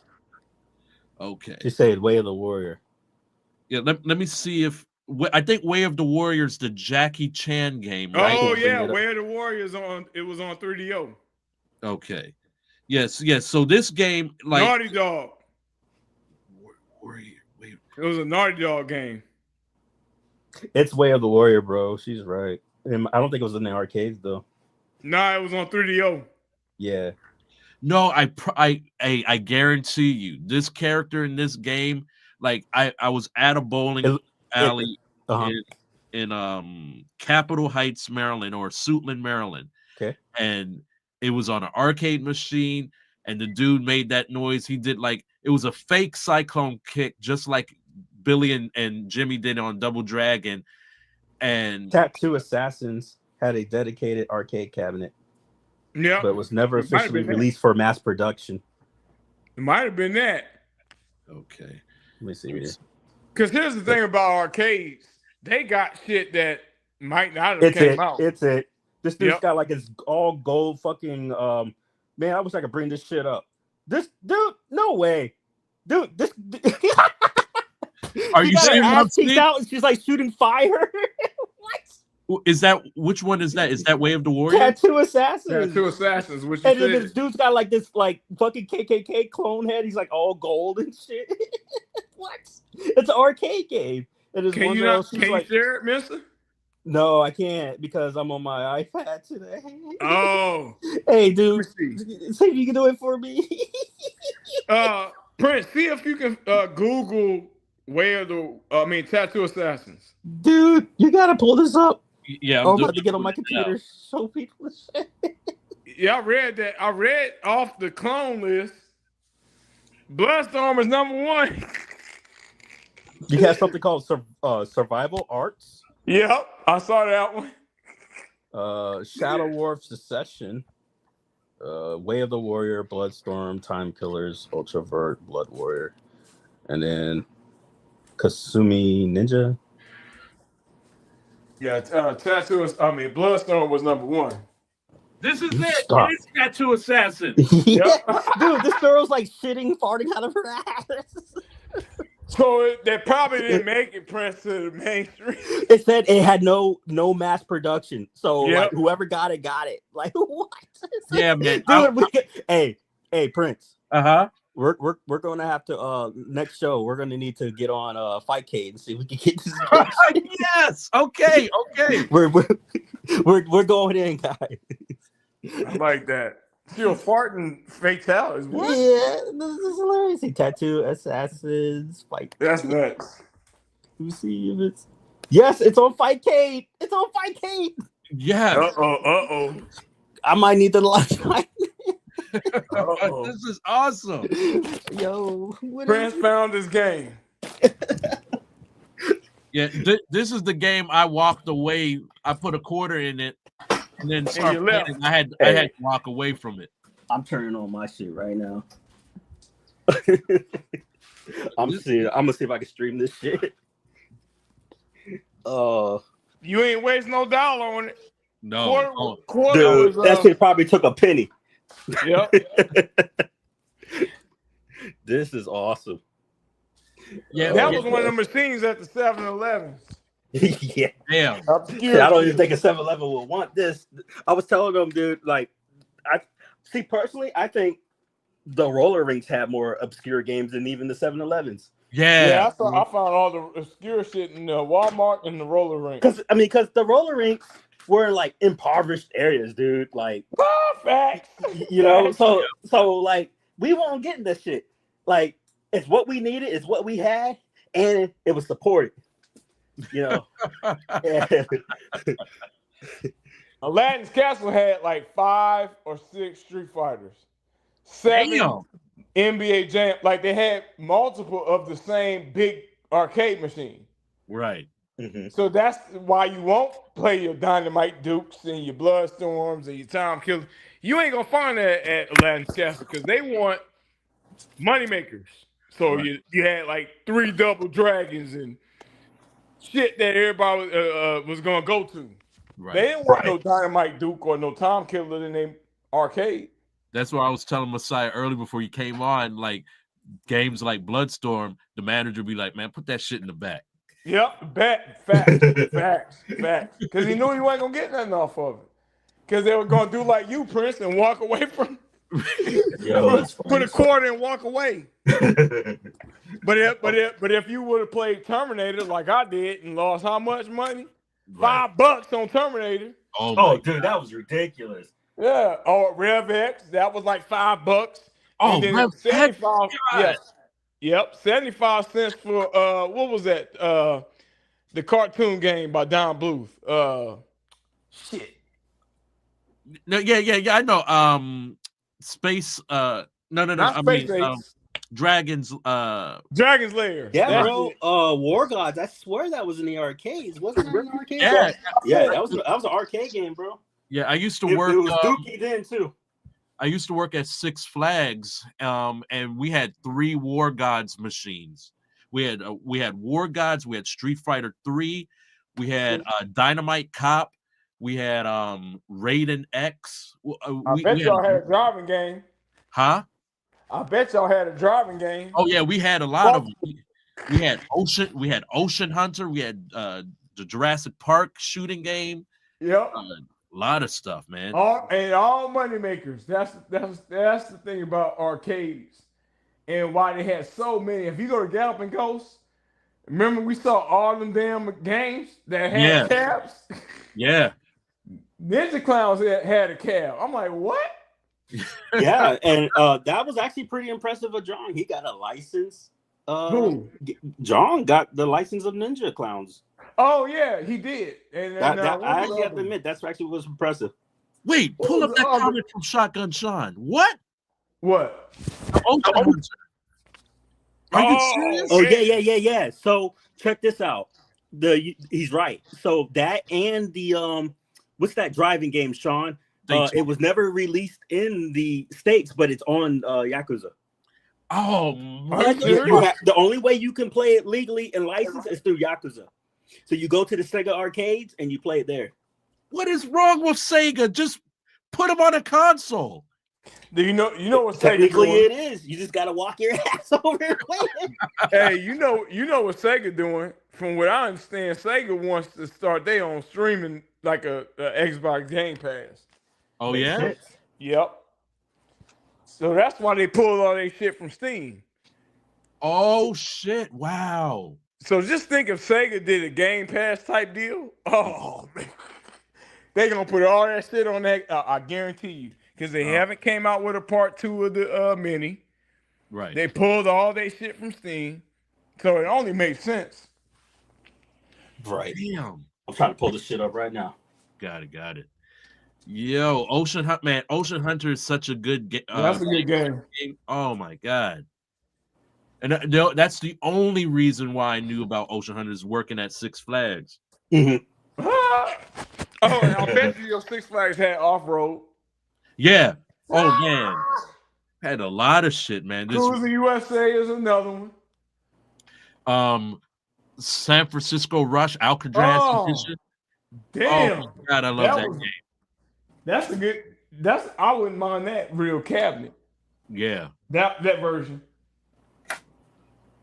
Oh man, we had so much shit. Daytona, USA. Yeah, we had the Dave and Buster's version at Six Flags where it's like 4 to 6 racers with cabs lined up together. Oh yeah, what? Yeah. Ooh, Fighting Vipers 2, Virtual Fighter 3. Oh yeah. Oh yeah. Oh, is that what they have on Yakuza? They don't have Fighting Vipers 2. On Yakuza, really? Do they? What? Or Yo, I'm I about wonder to get it. I wonder if he's mentioning that as like, oh, he says yes. What? Holy I'm shit. gonna have to go on Yakuza. Hey, they got a couple of new ones out, man. They have like a Yakuza Infinite Dragon, and then they got this new one. It's like a pirate game. And they even got who's that wrestler dude they got up in there? Samoa Joe is up in that bitch. Yes. Hey, I'm about to get that game, even though it's shorter than usual, because they got this like one fighting stance where like you drop all these multiple shadow clones. Okay. And you can have like 50 of them. I'm exaggerating, but like a ton of them on the screen fighting all the dudes at the same time, type of shit. Oh shit! Wow. I know this has been said, but have y'all seen that new Terminator game? I'm getting that. Man, what? Man, I'm getting that shit day one. Yeah, that's a day one purchase. I may go the route like all the other the YouTubers and see if I can get a free key code and review it. Like, Man, get in line because they got 100 people getting free. Has Mister addressed that damn iconic arcade yet? Because that's all I've been seeing on my timeline. Wait, have you talked about Iconic? Yeah. Oh well. I'm gonna just say this. Uh-huh. Everybody getting hype over Iconic Arcade, selling stuff, clearing space for it, for Double Dragon. They haven't even announced that they were doing a partnership. I mean, they announced it, but they didn't say that you were going to get the Double Dragon. And furthermore, that's not a John D. cab. John D. is only brought on to get those specific titles. He ain't working for Iconic. I think that's the misinformation that people are spreading around, is that he's working for Iconic. Okay, right. No. He's a licensor who got those Capcom games. Yes. Now, granted, they got a pie that they gonna open up, I'm sure. But Right. what's the difference? Somebody tell me the difference between Iconic and the iArcade. We just said that. Oh, really? I don't Hey, know. it's no I difference. can't tell you. Yeah, what's the difference? Hey, and by the way, guys, I'm not shilling for iArcade. We know that. Right. But I'm legit asking, what is the difference between the Ad Games Legend? Yes, there's a pie, but I can run the what's that arcade front end, which is faster than one sauce. I can run that on my ALU. I also can run ROMs on my Polycade. I can run ROMs on my iArcade. So what is the difference? Why should I buy this? I'm waiting on somebody to convince me. Because what I've seen is nothing but John D fanboys saying they're going to get this and arcade went up is dead. Oh, yeah. It So is that was dead my to point you. earlier. I don't know if you saw my comment on that. No, I didn't see. Yeah, so yeah, I was making a point earlier to this guy named Neo that it's like, dude, it sounds like you're just fanboying at this point. And Yeah, I'm understanding. And not being really legit because you sit there and go, oh, well, this is better than this. And it's like, but why? It's all the same. Yeah, why? It's the same make. You're just fanboying because you like who left one company and went to another. Or and didn't that's go to fine, another. but say that though. Right. Well, that's exactly what I said. I was like, dude, just admit it. Like me, I admitted it. I'm like, I'm a fanboy because I like him. I like him as a person. So if I support it, it's only going to be because of him. But I can admit that. Say it. Right. Don't say, oh, y'all should go and buy this iconic arcade. Oh, I'm selling all my one-ups to make space for this. Why? What is this, Prince? Is it showing on your screen at all? No, I don't see it. Hold on, let me see if I can restream this shit. Okay. Oh, there we go. Now I can see it. No, it went away again, I think. I can see it. I can see it. Oh, yeah, you can? I see it. Yeah. Is it laggy or? Yeah, it's a little laggy. Okay, hold on. Let me see if I can fix this. See, stop sharing. Present. Share screen. Instead of having Johnny Cage, they have Johnny Rage. Johnny. Oh, yeah. Now it's not laggy. Yeah, perfect. Hold on. Let me see if I can. Johnny Rage. That's funny. Johnny Rage. He looks like Cyclops there, too. Yeah. Oh, that's better. Yeah. Yeah, I made the screen smaller. It's like a little lag thingy on this. I don't know why. Let's see if I can. The lady with the tiger outfit, she looks like Gozer. Fake telling you. So it's got the same bullcrap of Mortal Kombat. It's a complete clone. It looks like it. So that button doesn't do nothing. Okay. It's got. So that's a block button.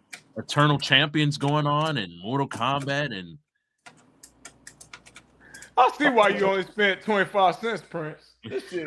What the fuck is this? I ain't wasting my time. And how many Mortal Kombat was in this place? I'm gonna wait in line. Right. I'm gonna put my quarter on the glass and say I got next. I ain't wasting my hey. That 25 cents was hard to come by. No, this computer's bullshit. Damn. I can't. Like, you get jacked up, bro. I'm trying to see if it could do a fatality. Yeah, you're gonna have to stream that one. Yeah. Instead of finishing, I'm gonna get a. I'm gonna put the stream. What do you call it? The streamer. Crap on this. Take it from my other computer. Actually, I'm just gonna probably as I have a gaming computer in my room. I'm just gonna replace it with the Polycade one that I have. Nice. And just have this as my the gaming computer as my Polycade, so I can put more shit on it. So speaking of that Polycade, guess what I got running on my Polycade? What's that? I got a DOS, Exo DOS, 7,000 DOS games. I've been playing Doom. I've been playing Quake. Damn. Man, this shit is like what's this? Fightcade for DOS games. So if you played a lot of DOS games, you're gonna be in a rabbit hole. I'll say that. I've been lost in the abyss. I've been playing Crystal Castles, Dark Forces. I mean, you name it, I've been playing. Damn. All my old shit. And That's it's in the awesome. right aspect ratio. Scan lines, automatic. I guess the scan lines come game to game. It's gonna download what you want. So if you only want to play 5 games ever, you can download those 5 games and be done. Or if And you what's want this all, again? it's called ExoDOS. Okay. EXODOS. I downloaded the 5 gig torrent to my external. And with the 5 gig torrent, is going to only give you the manuals and the game boxes. Damn. And it's going to download whatever game you want. So if you want to just play one DOS game ever, that's it. You ain't got to be worried about the 7,000. Damn. But if you want all 7,000, it's going to cost you 600 and something gigs. Oh, damn. And a whole week damn near. So I would suggest to get the 5 gig download. It runs through Launchbox.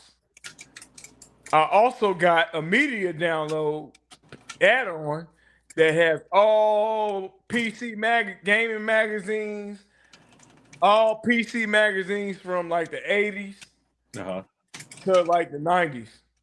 Damn. Yep. Got soundtracks, all that. I'm about to show that off. Hell yeah, that sounds sick. And it's running right off the Polycade. So I'm on a Polycade playing Dark Forces. Hey Dom, have you tried the new MAME that just released yesterday? No, I'm going to download that on my external. Okay. Have y'all? No, I haven't gotten to it yet. So you're saying Primal Rage works on that one? Yeah, so the gentleman in the video is saying that whatever demo of what they had for Primal Rage 2, it runs well. And then Strider 2 was a game that MAME couldn't run. It runs excellent on it. Yeah, Strider 2 was looking terrible on me. That's good. Well, I'm about to download that, and you said it's 275? Yeah. Damn. I'm gonna have to put that on my external, and then because I ain't fooling with the Polycade emulators. No, I don't use the AGS one too much. Yeah, I ain't fooling with it. But I ain't fooling with that. Well, it's supposed to be getting better. There is some updates coming. So, Okay, cool. Yeah. Now Launchbox runs smooth as So what's hell. happening is, and this is public consumption. I'm allowed to say this. Yeah, what's the deal? So it's people are uploading too many ROMs. It's a hardware issue, not a software issue. So if you have a better PC, you're fine. Oh. So for the mini PC, people are just uploading like 1,000 games. But you motherfucker, no more. No. Yeah, it's more than so they're just uploading a full library and then it's full crashing the software. Yeah. So, but if they have their $3,000 PC, it's just fine. So trying to mitigate that by what do you call it? Giving people warnings like, hey, you're doing a little too much. Chill. Upload, 5, 10 at a time, not 100,000. Really? Yeah. Really?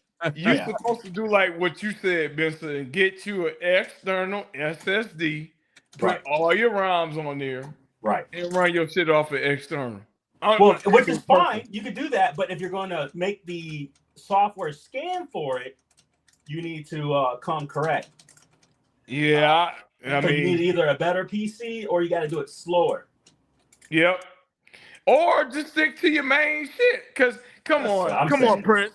You don't need 6,000 games. No. For me, if you're gonna MAME through MAME, and then if you're gonna, obviously use the software to download the licensed games. So all your OCG, you're probably gonna have to do outside, but it's there and it works.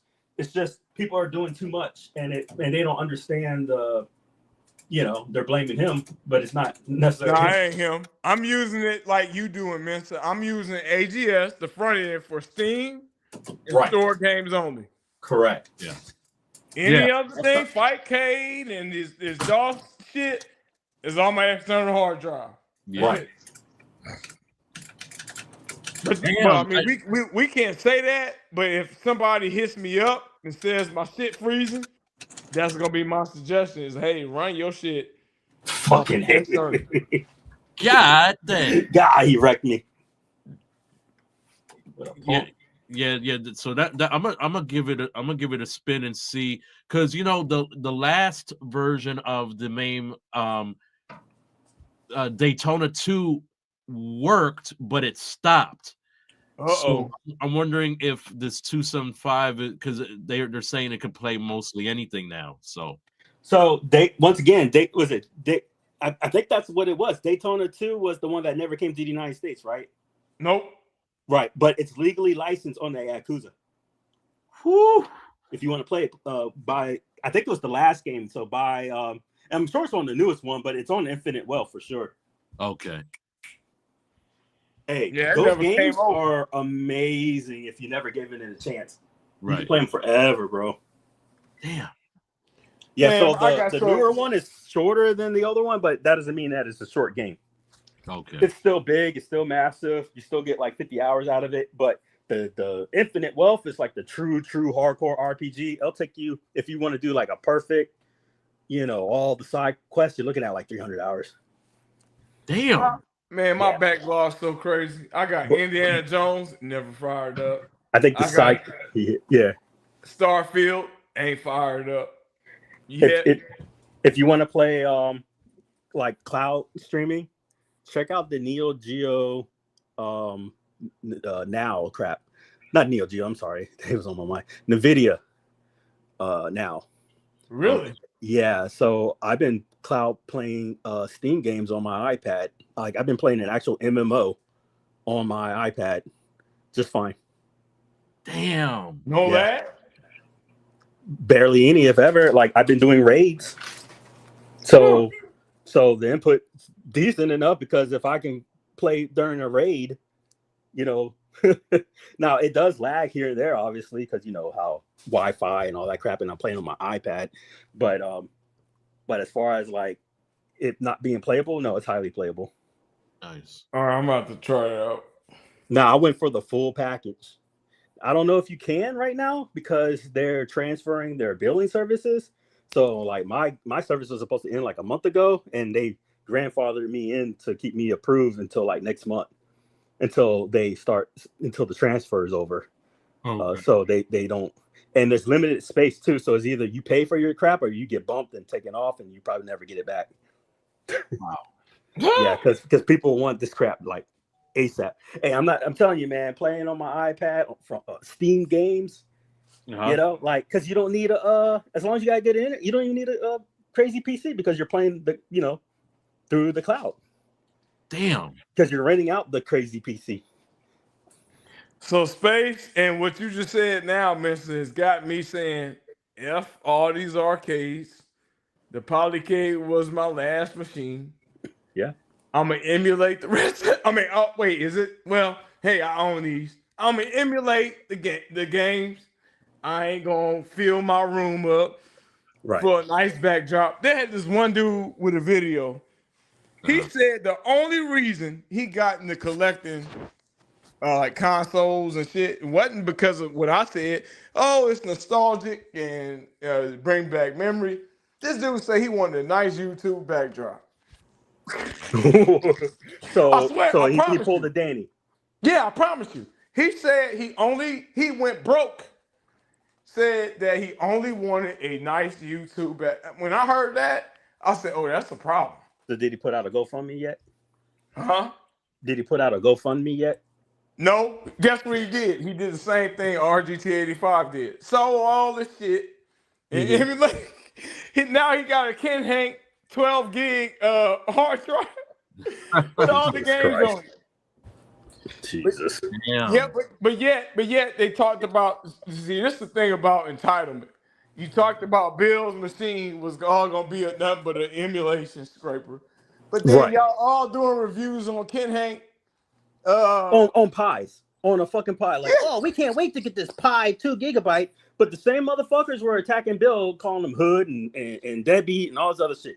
You know why? Crazy. Because you motherfuckers, either consciously or unconsciously, were fucking racist or bigots. Yeah, I mean, I'm gonna call it. I hate to say it, but it is what it is. I mean, a lot of people, and you know this, Prince. Yeah. A lot of people are biased and don't even realize it. Yeah. So they might be racist. They might say, "Oh, I'm not racist," but then like saying some racist shit and don't realize it. Right. Because you're biased. That's why they have specific trainings on being unbiased, doing hiring. And now they're happy that they don't have to get it, educated, because they don't want to hear how they're fucking retarded. Right. Because you might be, and I've heard people like, say, "Well, I'm not racist. I don't have to be educated on why I don't like black people." Yeah. A lot of people say that because I have a black friend, but just because you have a black friend, and just because but you know what's funny about people who say that? They don't.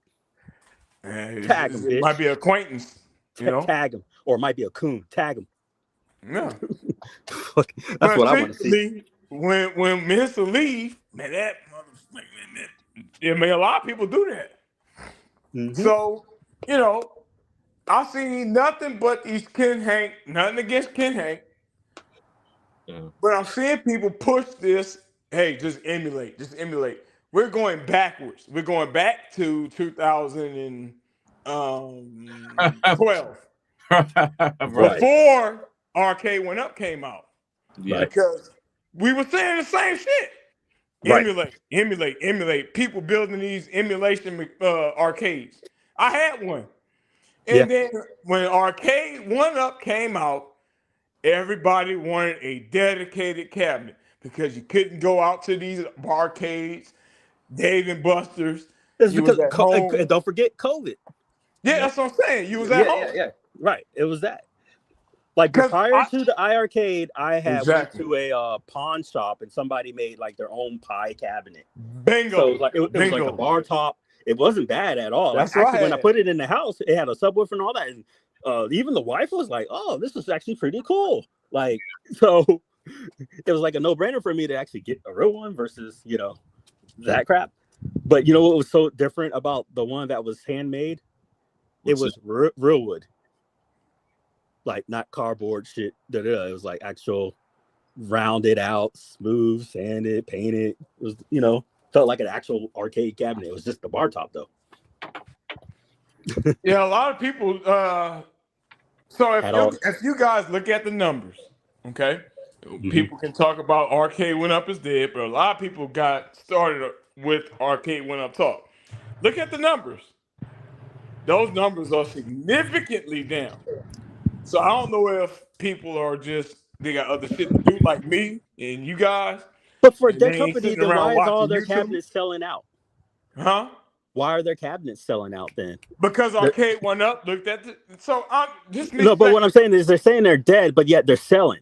Yeah, they're not dead, and I'm gonna tell you why they're not dead. I'm not fanboying, I'm a businessman. Hey. So Arcade Went Up looked at the data. The marketing team looked at the data, Cyrus and company and whoever. They looked at the sales.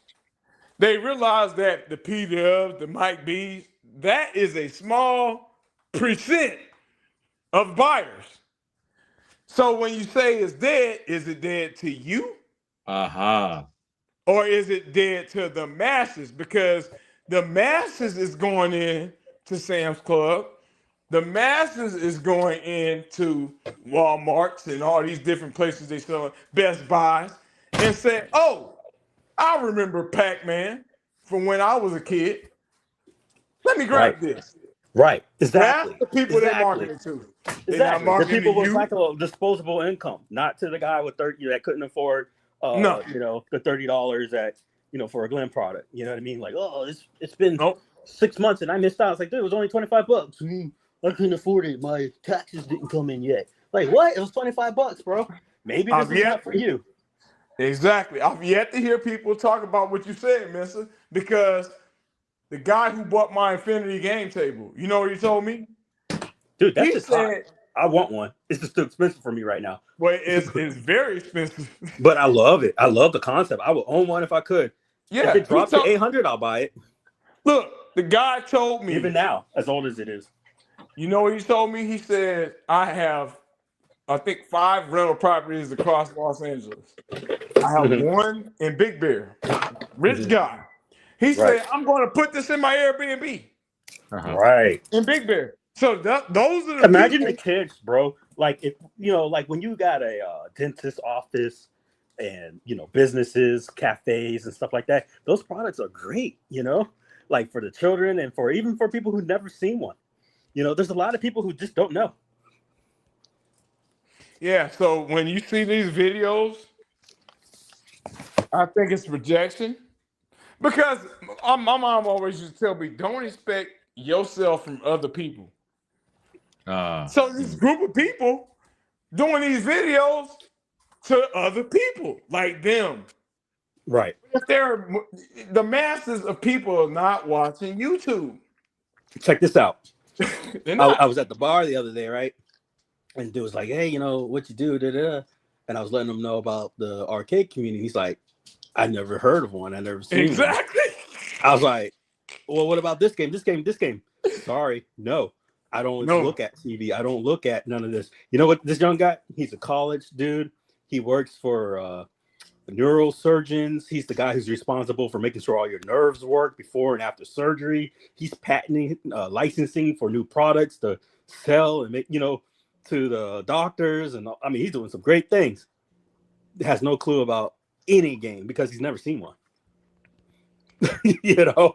My whole point is, he's going to college and stuff like that, and then he sees one like in Walmart, and he might go, "Hey, this looks interesting." So once again, guys, there's a new era out there of people who have no fucking clue and don't give a fuck. I was in Castle's in the house. What's up, Mike? What's up, Castle? I was in the store, right? Subway, and I gave him like a fake card, or not, it was a real card, but the fake vinyl on the front, and it had Dave Chappelle on it, right?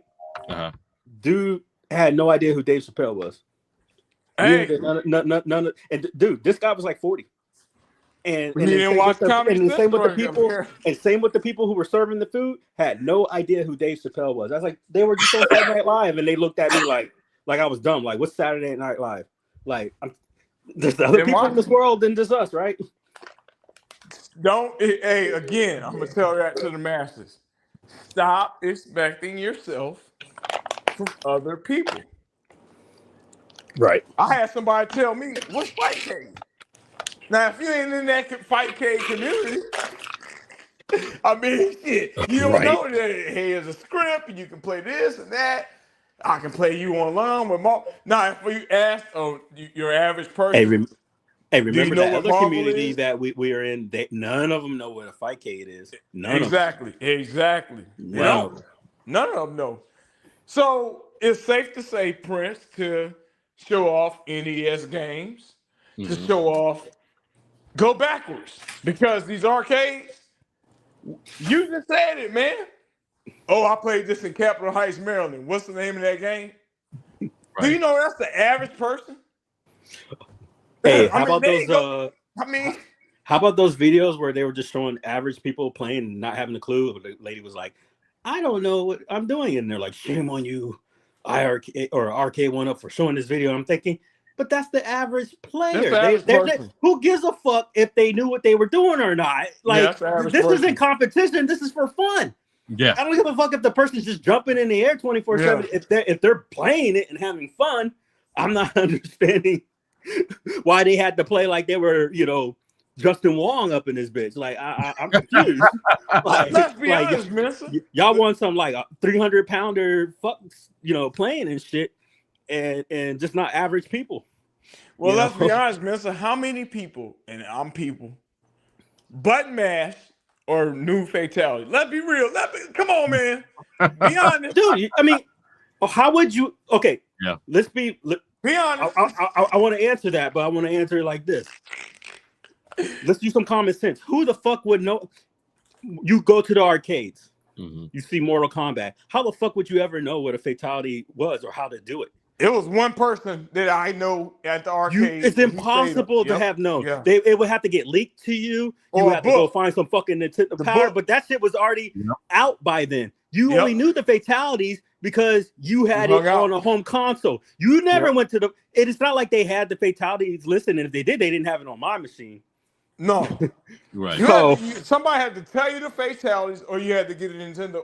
But the thing is, how they gonna how's majority of the population gonna tell you what a fatality is if they just seen the game for the first time like you? They're not. You know, and then who are you going to go to? You're going to go to edboon.com. There was no internet like that. No. Right. You had to rip the page out of the game. Yeah, bingo. But by then it was console. Yep, it was console. There was no arcade magazine. It was console magazine. So everyone acting like, I went up in the arcade and I was pulling off heads like this. No, you wasn't. No, you wasn't. You know who was the only one doing that? It was the computer. Yep. Yeah. I used to enjoy just watching people die because it's like, dude, I get to see what they're about to do because no one knew the damn combo. That was me. I never made it past that scrolling first part of Terminator growing up. I never did. Hey, you know how hard it was to throw a fucking fireball at a fucking kid? I'm like, I could see it, but it was like, how? What are y'all doing? Now it's like it's muscle memory. You're good to go, right? Like, how could you not? But then it was just like, yo, dude, you're like a magician. Yep. Same thing with Simpsons. I never got past the first. Simpsons was really hard. Yeah, it was long too. I got to that in emulation. I mean, I'm just being real, and we were all realizing, dude, who was spending that kind of money as a family unit, and it wasn't a dude. You needed a full squad up in that bitch to be playing. Yeah. And then like to do like the family group dynamics where like you stand still and you're like kind of semi-immortal running around hitting shit. You know, like if you wasn't doing that, you wasn't going too far. My mom would give me $5 in quarters to go to Aladdin's Castle. They had to last me for the month. So you think I'm playing? That's what I was trying to say. And then you gotta figure like, am I going to drop 50 cents on a game that I'm going to die in, aka Terminator? Well, you're going to die on the first screen. You're going to get to the part where you shoot the lady in the back and you're already dead. I'm going to do like Prince. Put 25 cents, lose it, and then walk away. Right. Yeah. I'm going to go to some shit that but that's exactly what it was designed to do. Yeah. Put 25 cents in and walk away, but wanting to come back for more. Like you was better. You lost that 25, so you went and spent the rest of your money where? Combat Tribes. Game? See, but you knew why? Combat Tribes. Spider-Man video game. Superman. Superman. Right? Yeah. You remember Superman? On what? Horrible ass game. Preserve your money and at least bingo. Save up for next month. Yep. Right. I only had $5 a month. Hey, go and then the expensive ass games like Dragon's Lair. I don't know about you. I've never seen. Hey, let me tell you, there was no damn Dragon's Lair in any of my arcades. You had to go to the theme parks for that shit. Yeah, that's fact because it cost 75 cents a play. It was $1 for me. Oh shit! 4 quarters. Boy, oh boy! One and done. Damn. One and done. That was all I saw. Yeah, that was my allowance. Especially if you played it for the first time and then you don't know what's going on and then you lose all that money. You like, fuck. You mad. Yeah, you mad as fuck. Mad. So guess what we did? We pooled our money. We did family shit like Mr. said. We pooled our money together. We went on that 6-player X-Men. We went on Turtles. We played NBA Jam. Because see, you can get more. And that's why your money's worth. That's why Eddie Guerrero on Tekken was such a good character and a popular character because you could button mash. You felt like you were doing something. Yeah, and then if you were playing versus, I'm a bust and match my way to victory. So to sit there and act like back in the day when money mattered, be like, oh, you don't know how to like fuck you, dude. This is real money, bitch. I'm going to dab you in the motherfucking corner. A corner the whole fucking time, and if that works, it's game. There ain't no fucking. Yeah, I'm gonna butt mash your ass. Yeah, I give a damn about your quarter. Yeah, I'll be on the machine a couple plays. Money, motherfucker. Hey, like we got honor over losing money. Nope. Okay. I wasn't doing that. Because I was feeling good because people would be hanging out in the arcades. Let me figure out the controls first, bro. No, fuck you. No. Go spend that coin on your own time. Right. Butt mash. I'm about to button mash your face. I button mashed in what's that Capcom game with the witch and the I button mashed through Street Fighter. Hell yeah. Darkstalkers? Yo, that's it. Darkstalkers. Yeah. Darkstalkers. I button mashed my way to victory in multiple games.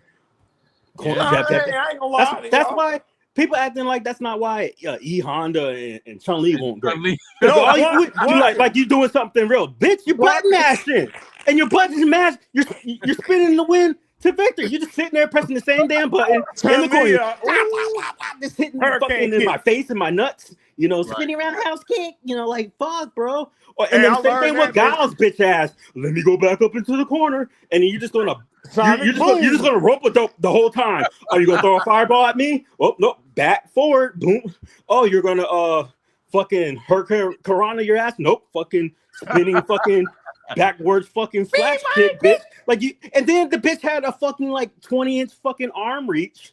So you can't get in. You can't get in.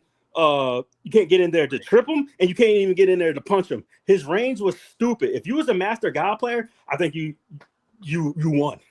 Yeah. or Vincent, you leaving one out. Spam. Saga. Blanca. Blanca. Yeah. That bitch. Run in there. Spam that button and Lexi. You know why everybody wanted him is for that fucking car shit. Yeah. I stayed spamming that button and would stay on that machine all day. You had 25 Blanca was crazy. Nah, E Honda and Turbo. Oh god. Oh fucking my monster, god, bro. Oh my god. 2 slaps and then you're dizzy and then he got go. And then 2 slaps. I'm gonna fly across the screen. I'm gonna fly across the screen and shit. Fucking Mortal Kombat shit. Yeah, man. Yeah, I brought that up. I brought that post up, man, because like I fucking hate Eddie Gordo and Tiger, man. Like you gotta be really fucking good to like dodge their shit. But like it's like if they start out soon with that fucking capoeira or whatever, you're done. You're done. Yeah. See, now I want to pull up Tekken and this shit. Man, hey, pull that shit up because I spammed the hell out of it. It'll probably be lagging, but I'm gonna do it anyways. What, Tekken 3? I'm gonna do Tekken 2 on this all of them. Spam the hell out of that button. I ain't gonna lie and sit up here and tell y'all all these lies. I spam and hey, I look like the man. There ain't no shame in that. Like, dude, this isn't like tournament shit. Like, this is money. This is your life. Hey, mister, I was the guy picking the Raiders on Tecmo Bowl. My brother used to get mad as hell. Because he knew, man, I'm about to kill you with this one. And if you did, you had to switch off. No, look, I wouldn't get off the stick because I had the Raiders. And everybody knows winner stays on. Winner stays on. And so my brother came up with a rule. You can pick any team but the Raiders. So but I played with the Giants. That was second best. Or the Bears. Fucking Lawrence Taylor. Woo. Yep. Killing you with it. Or the Bears was good. Yeah. So, yes, Bo Jackson was the man on that game. Man. But if you want the second man, get Walter Payton. Yep. Oh, man. But nobody, he was a sleeper. A fucking cheesy ass game like football game game day 97 Green Bay Packers. Oh, that's automatic. Fucking cheesy ass. All you have to do is just throw it to who was their wide receiver back then. God dang, man. Antonio okay. Yeah, I know who you're talking about. He was like Sterling, not Sterling, because he had got hurt by then. Right. Shit. I know Dorsey Levens was a running back. Oh, man, what's his name, bro? Yeah, I forgot. I know you're talking about though. He was automatic every time. Automatic. So y'all don't be up here lying. And then you know who Tecmo Super Bowl, it was QB Eagles. Who? QB Eagles. Randall Cunningham. Oh, yeah. People used to get mad if you picked. What the fuck is this? It's got 3 players and shit. I don't think I played this version. Of what, Marvel vs. Capcom 2? I think this is called like Tournament Edition or some shit. Oh, Tournament Edition. Oh, you know what? Yeah, this is 2. I think it's the original one I'm used to. I'm not gonna sit here and pretend like I remember all this shit. You're playing that on what? Fightcade? Yeah. Okay. I don't know none of this shit right now. Man, I'm mad as shit, man. I bought that that Diesel fighting game, man. It's a beast, right? Yeah. Oh, Diesel. It failed the FPS test on my Polycade. It was like, yeah, I'm not used to this one. I think it was the original, I think. Yeah, like I don't remember. 23 FPS. Hey, what's up, Detroit Love? What's going on, man? What's up, man? Hey, when you gonna grace us with your presence on one of these shows and shit? You can have a brother stream. I just watched. See, I'm button mashing, bitch. Button mash. I'm gonna do that. I don't know what I'm doing, but button mash for the win. Yeah, I'm gonna do that. The other problem I had as far as the changing, as far as where it kind of got easier for gamers, is the combination maneuvers, like where they changed it from light punch, medium punch, hard punch. You know, that set configuration, and then they dumbed it down to where they made it 4 buttons, so people could easily do like air combos. I'm like, fuck, man! Now everybody can do air combos, right? You stay in the air. He says, I'm always willing and can't do it without the link. Yeah, the link. Shit. Hey, come on down, Detroit Love. Like I said, I just was watching you the other night. Yeah, we always been. I'm gonna hook my Switch up to my machine like he did. Wait, that was good. Well, he has he got the Nintendo Switch on his cabinet. No, it's hit me up on Facebook too, Detroit. Wait, what? Yeah, he got some kind of way he got like a 3D holder for the Switch. Oh shit! Yeah, and then he's running FX through the Switch. Damn, that's awesome. And he's using the pinball tape back glass. Oh, he hacking again? See, I'm using this shit for my mini arcade. I like his custom hacks and shit. Oh yeah, you got to talk about that too, Detroit Love, about your hacking. I mean, ethical hacking. Gotta be careful. Right? I don't want no he has the games, y'all. He just showing y'all options. Options. All right, I've got to go old school. Yeah, when you guys get a chance, man, I posted it up on the forum. Y'all got to play this shoot 'em up called Espagaluga. Yeah, I gotta play that. Is that on? You playing it on the Polycade? No, I haven't downloaded it yet, but somebody had posted it on one of another group, and I just posted it on our group, the forum. The link's in the chat.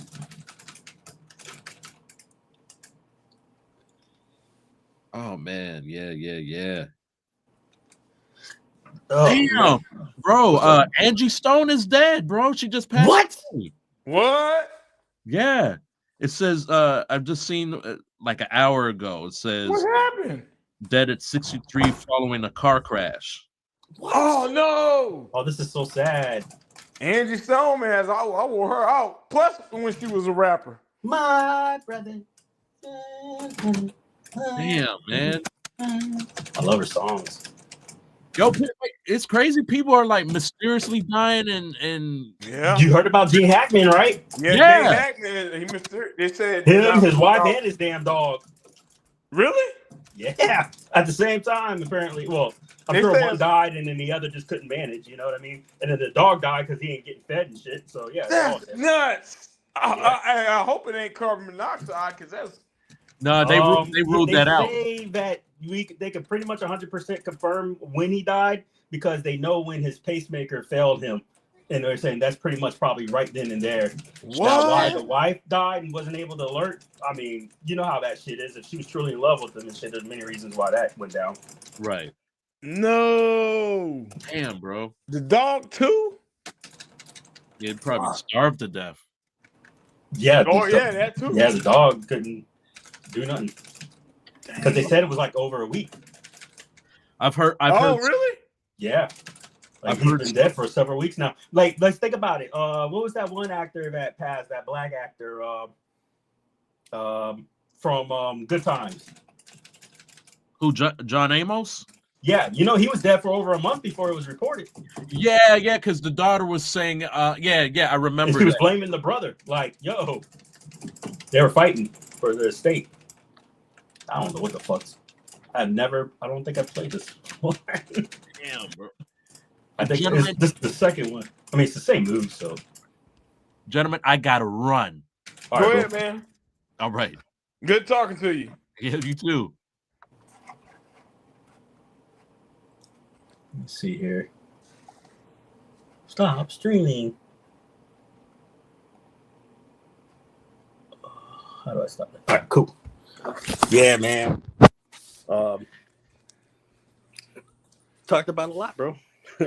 Man, hey, like I said, I gave my 2 cents about. I know the hot button is the iconic conversation. Everybody been talking about it. Yeah, so I had kind of went over what happened earlier. That was a hot topic.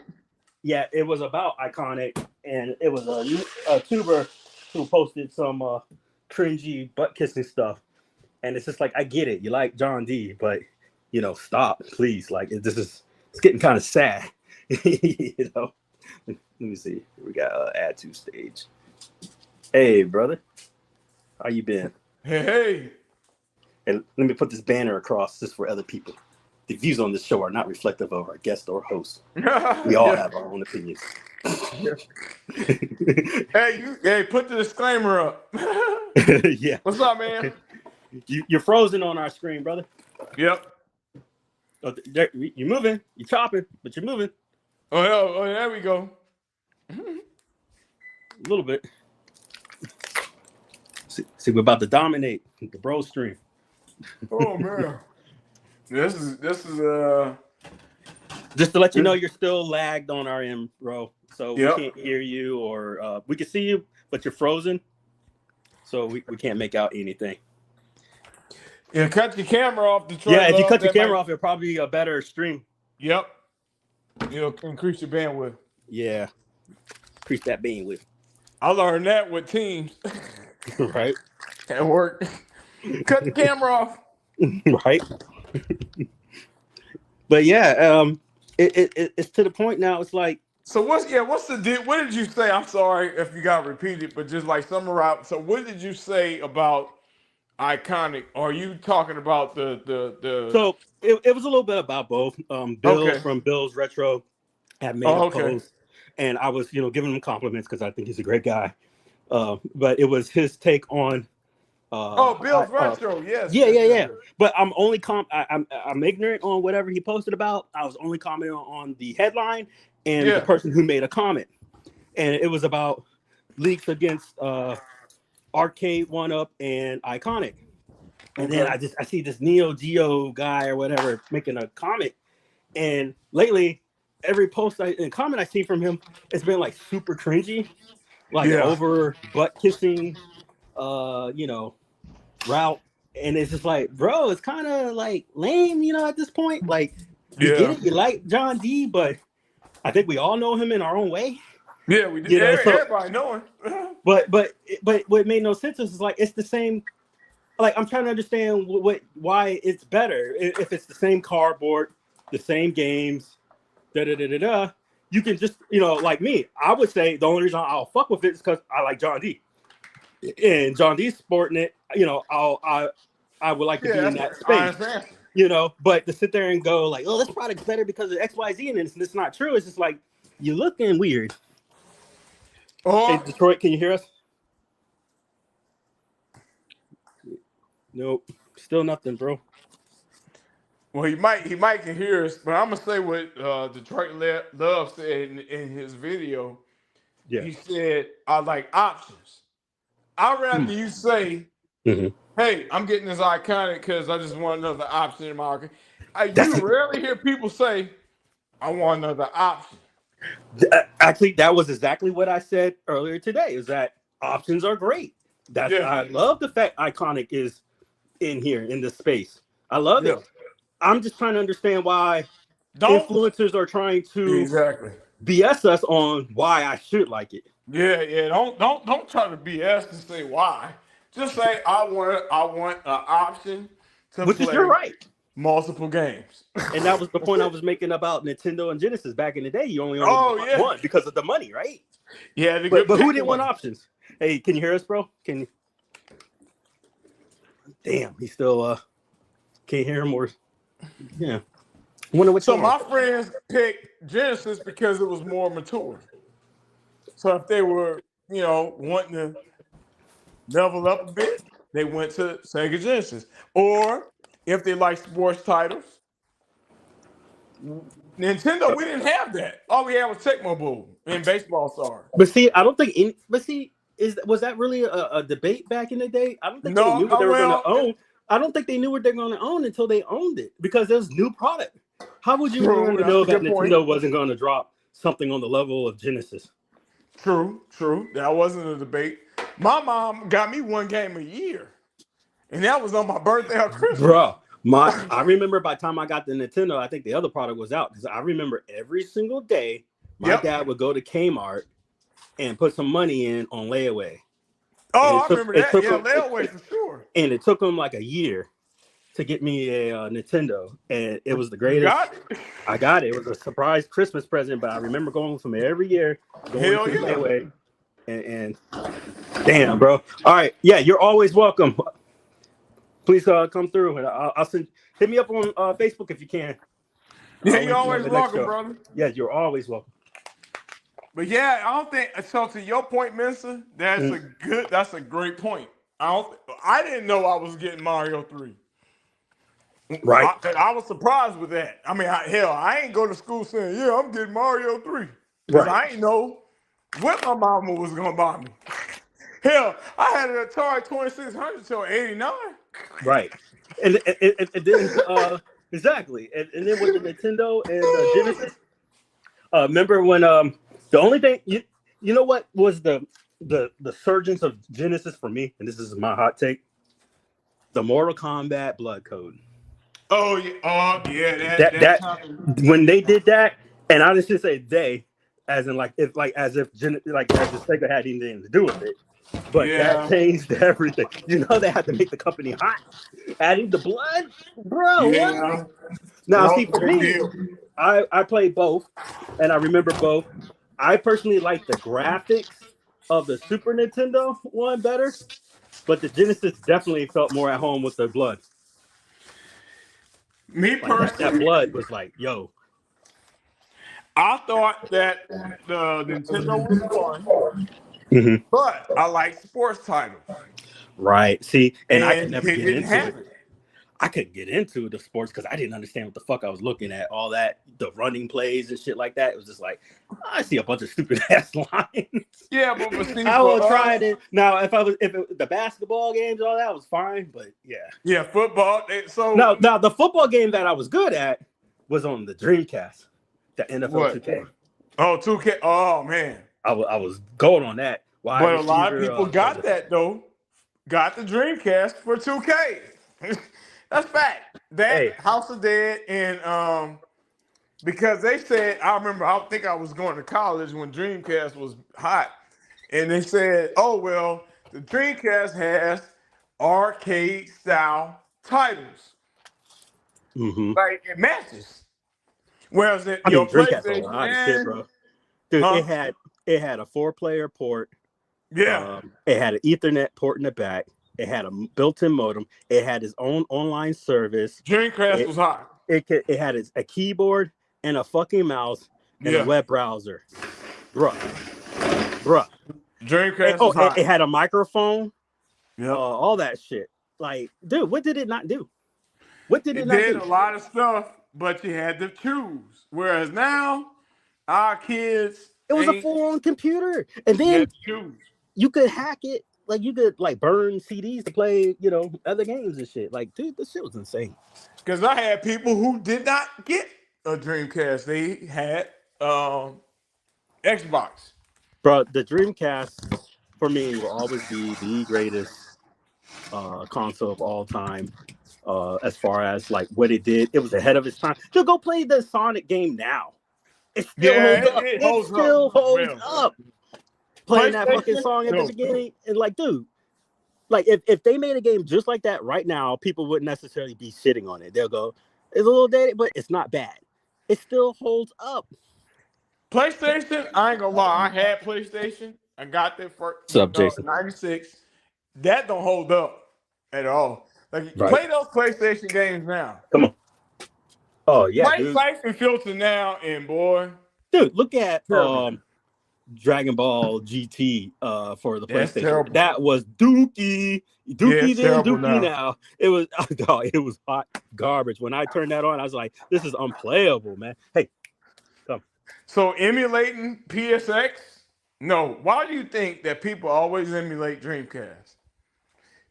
Crazy Taxi right now plays well. It looks good. Dude, and one of the pinnacles for Marvel vs. Capcom, Dreamcast. Oh, yeah. Oh, man, that still look good. Hey, one of the greatest Gundam games of all time, Gundam 0083, Dreamcast. Oh, yeah, it's on Dreamcast. Oh, yeah. So, I mean, everybody got their preference, right? Right. Everybody says why they like a machine. Right. I like sports titles. I'm not going to say. So, think about that with arcades, right? Mm-hmm. Some people like options. Mm-hmm. Some people like me, you have a man cave, but you don't want to fill it up with arcades. You got movie stuff, memorabilia and shit. I got other things that I'm into. I would like to display. I don't want to put 100 cans behind me. I got movie posters. I got toys. After the 64-bit era, with Mario 64 and GameCube and all that, for me, it was a tough follow-up for anything Genesis. Where's that? Like Mario 64 just dominated. Zelda Ocarina of Time dominated. Now 64 holds up. But what I'm saying is during its era, like, you got Sonic, it's 2D, and then here comes fucking 64. Yeah, laying the fucking smackdown. Come on, GoldenEye, bro. GoldenEye. You cannot tell me that was one of the greatest like LAN party type style games. You know what I mean by LAN, like just where people just, like, bro.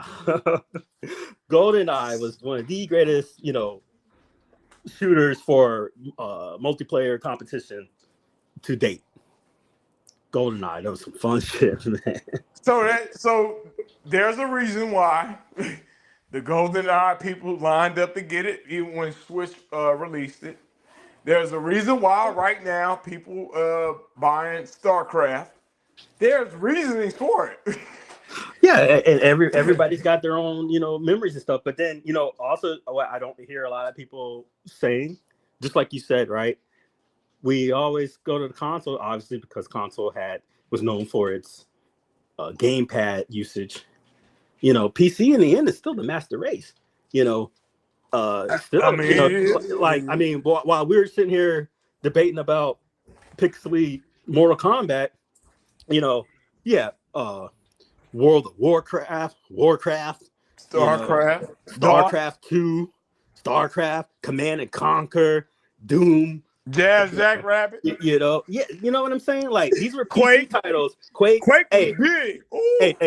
Hey, and then if you didn't know, when you had your Quake mods and your Doom mods, right? So your Quake mod was Half-Life, and that start what was it? I might have misspoke, but you had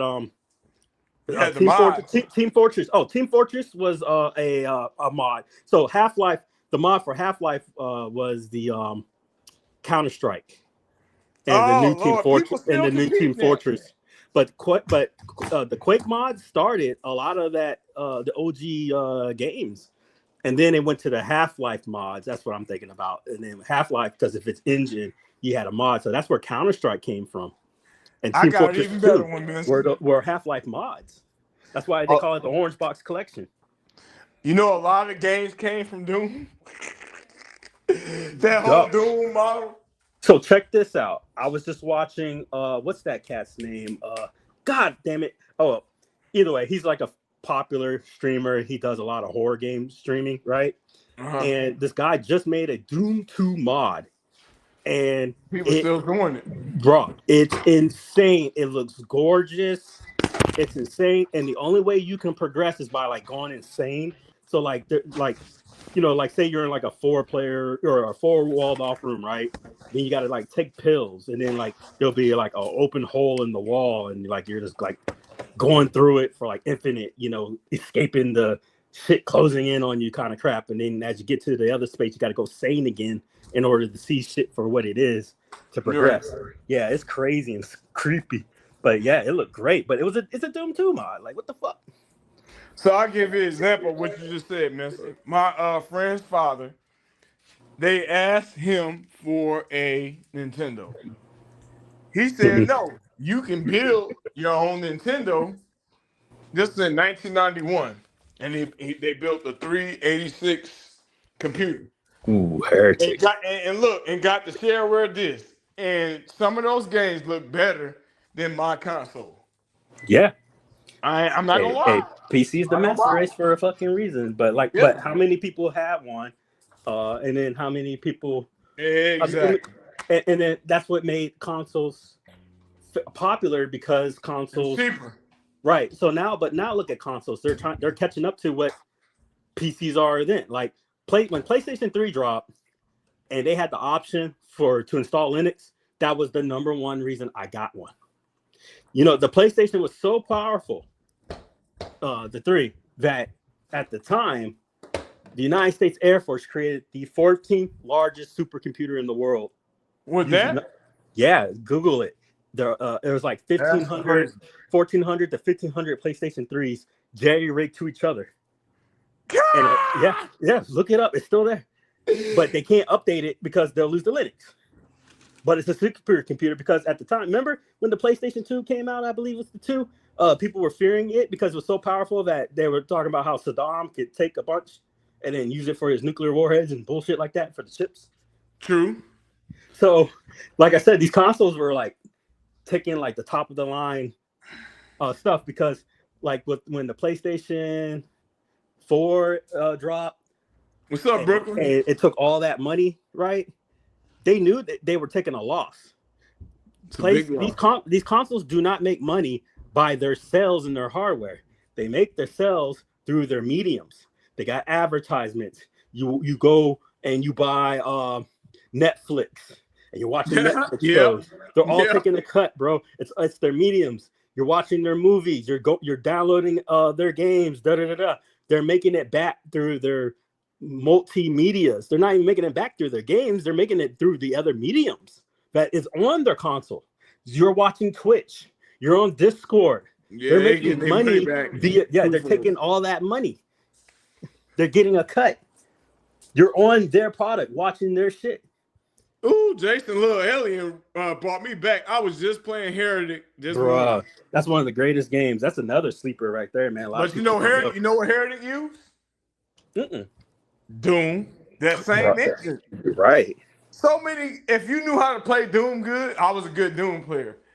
Heretic was definitely better than Wolfenstein. Wolfenstein was nostalgic because they had the Nazis, but Heretic was better in my opinion. Yeah, Doom was better. And if you can play Doom good, you can play any of those FPSs at that time. So Dark Forces.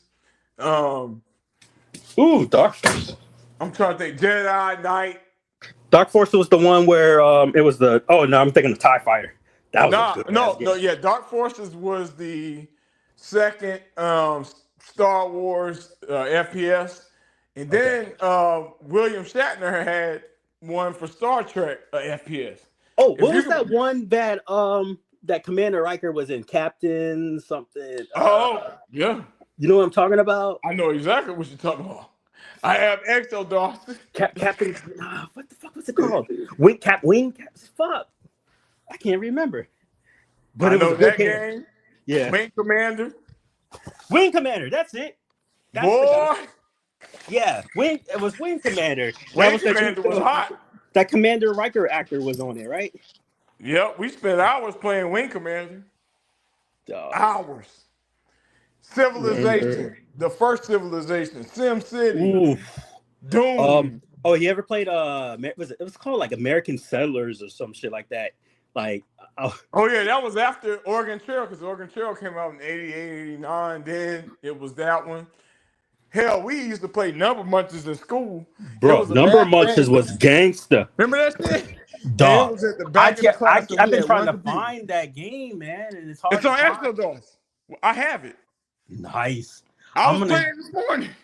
Okay, so I'm gonna hook my son up with that, because that was one of the greatest. Hey, man, how else would you learn your prime numbers? Number Munchers.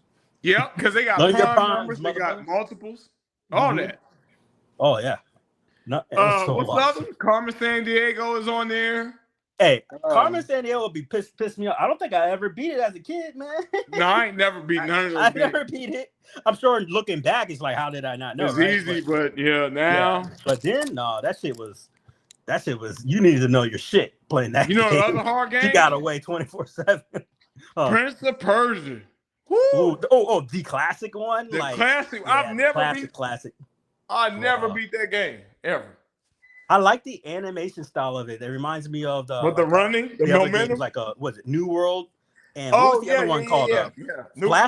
Flashback. After shit. You know what I'm talking about? IRK got the remake of it, if I'm not mistaken. I know what you're talking about though. They use that same color shading. Yeah. The 2D for that game. Yeah.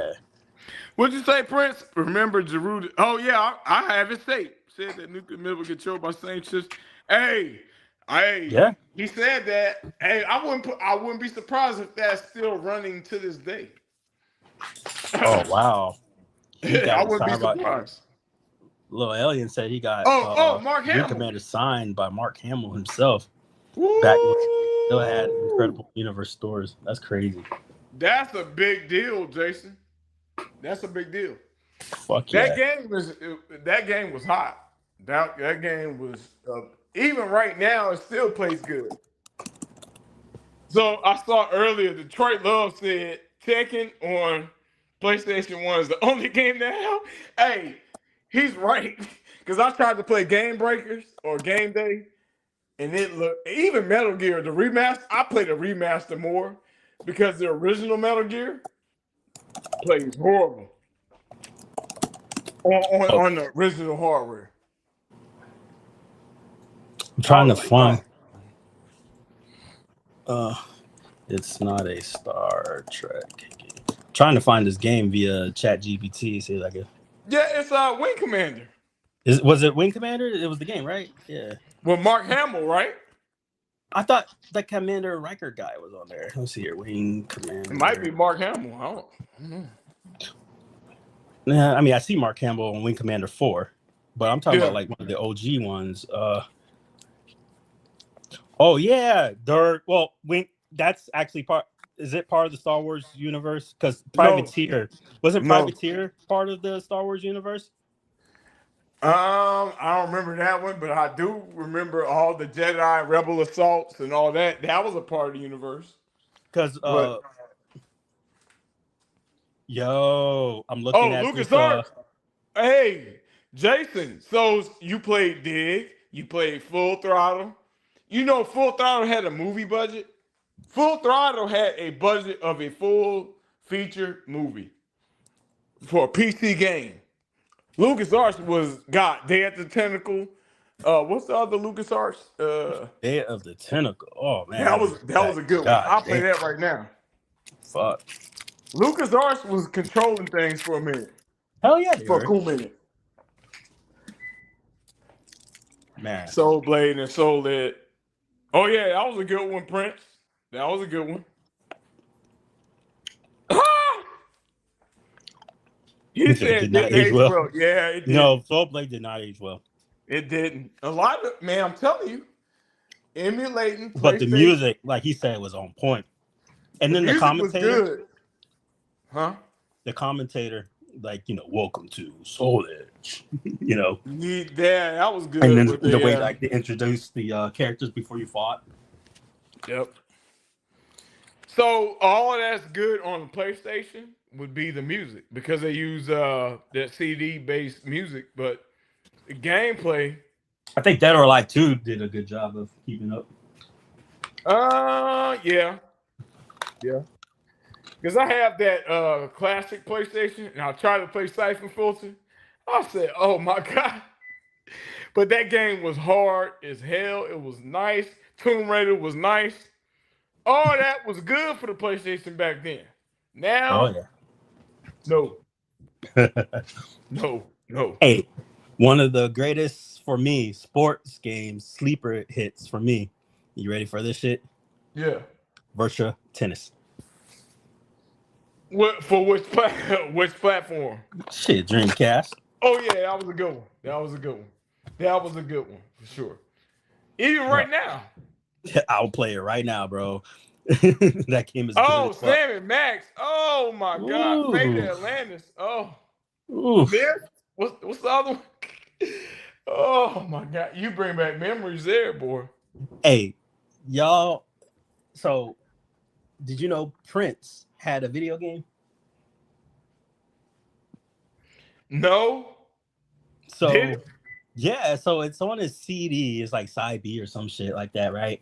Damn, I forgot the name of it. But long story short, you put the CD in your computer, and you remember Myst? Yeah.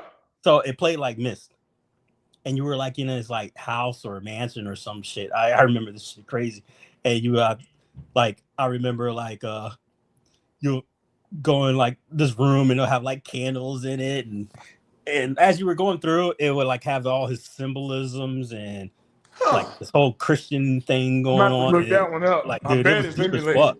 And then like as it would go on, you will find his music videos will like be hidden behind the gameplay. It was a big deal back then. Yeah, it was like, dude, and it actually was pretty decent. Let's see here, Prince video game. Yeah, so it was a interactive. What's the name of it? Prince Interactive apparently is an interactive multimedia CD-ROM video game. It was released in 1994 on the musician Prince and his Paisley Park Studios. Blah blah blah blah. What? Yeah. Let me see if this is it though.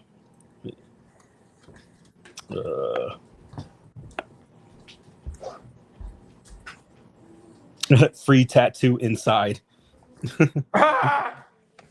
This was back during his symbol age.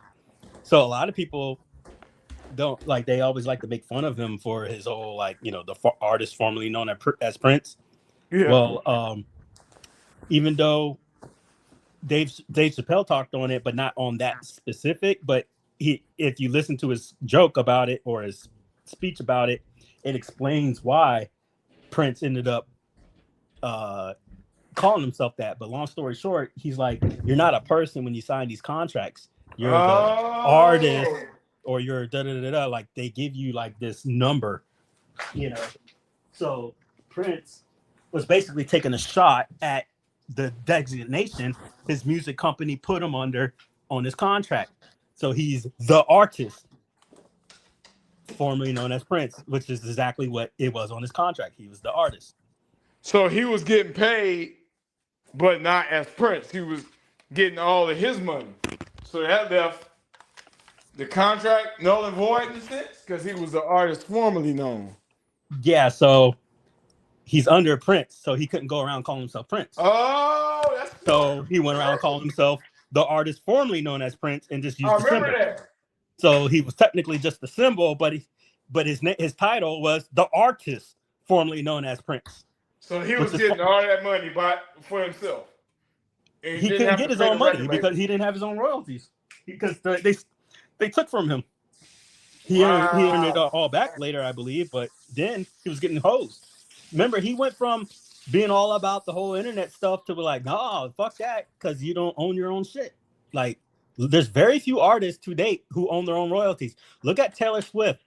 Her whole company owned her, right? So she remade her whole albums from scratch. Oh, so the current music she has, well, it's her music. She just couldn't use the shit at the studio on the studio's time because they own a piece of it, right? So as long as she didn't use that, so she just basically recopied everything and re-sang it.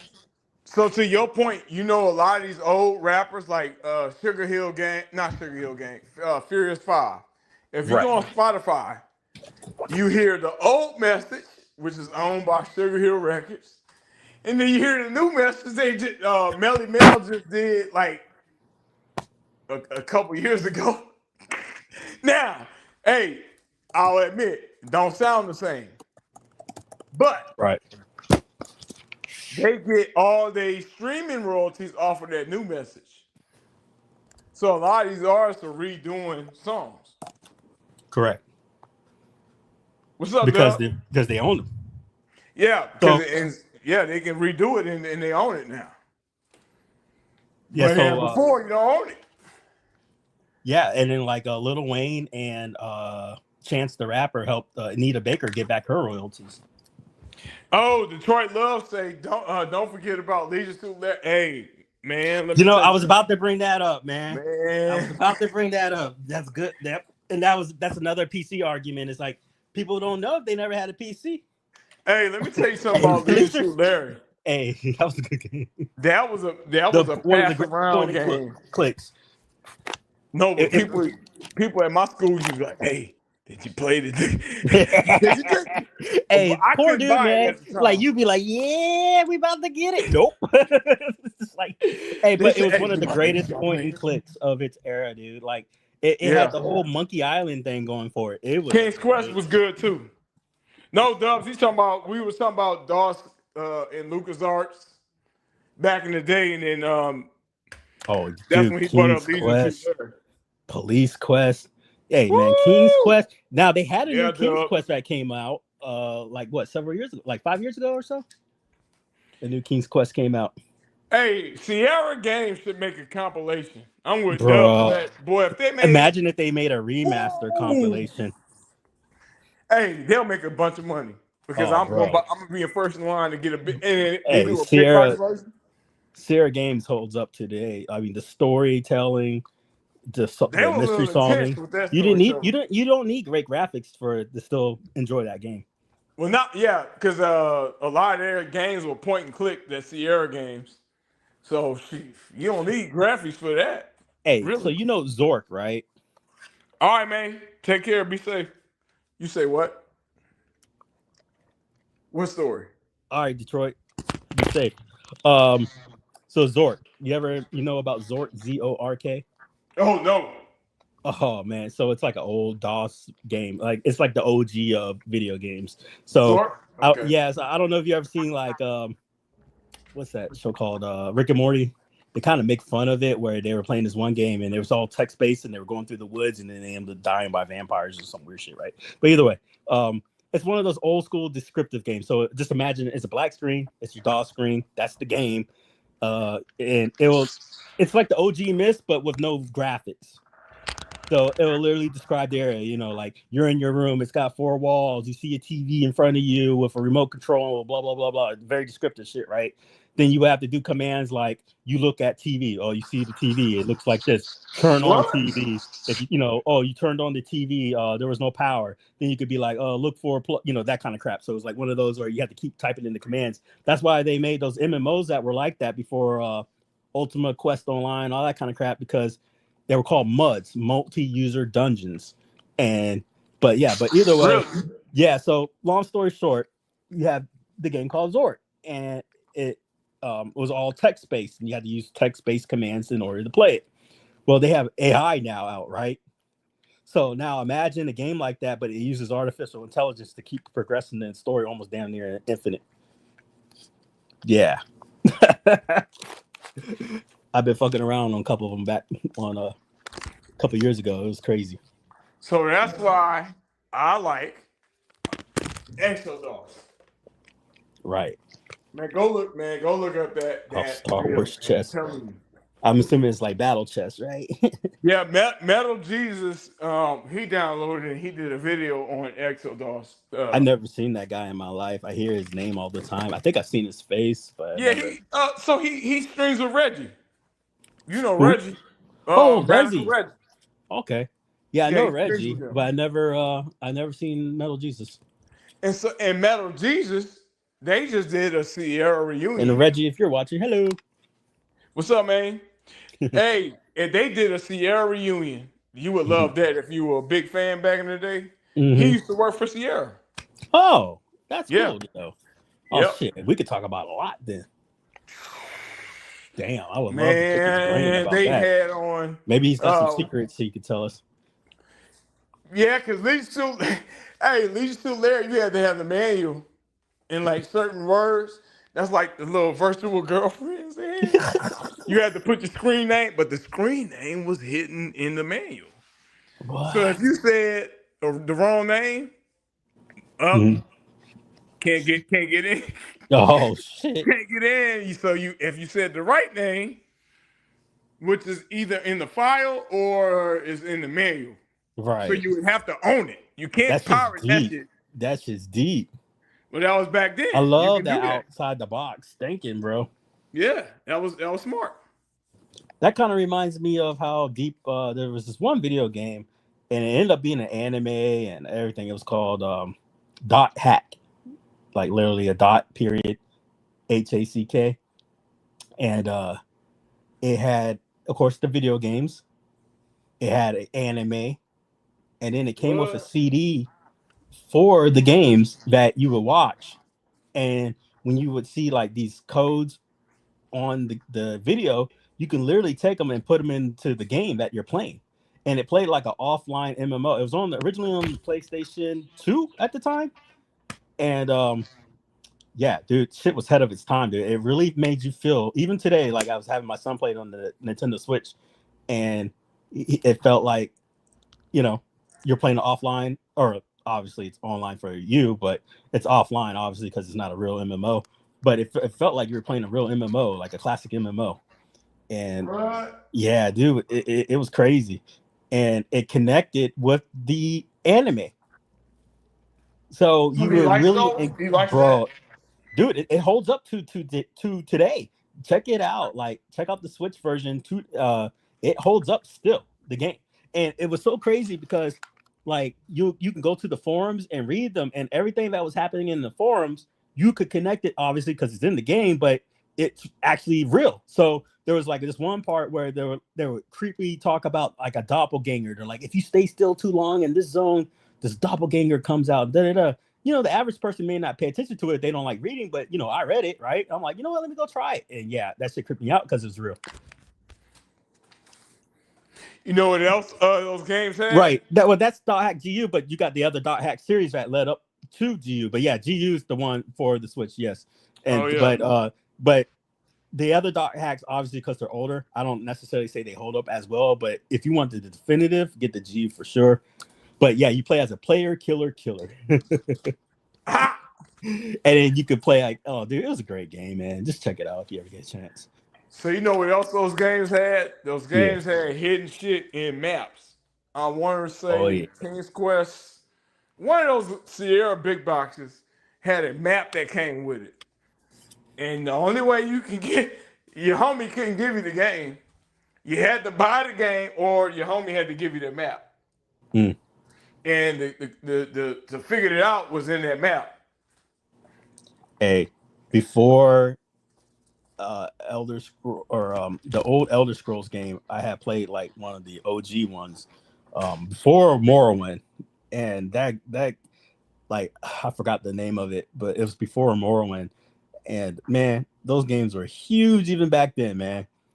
And it's just like, god damn, they're long. Oh, and it was the other one. What was it called? Damn, I wish I could remember, but it took 3 or 4 CDs to fucking install it.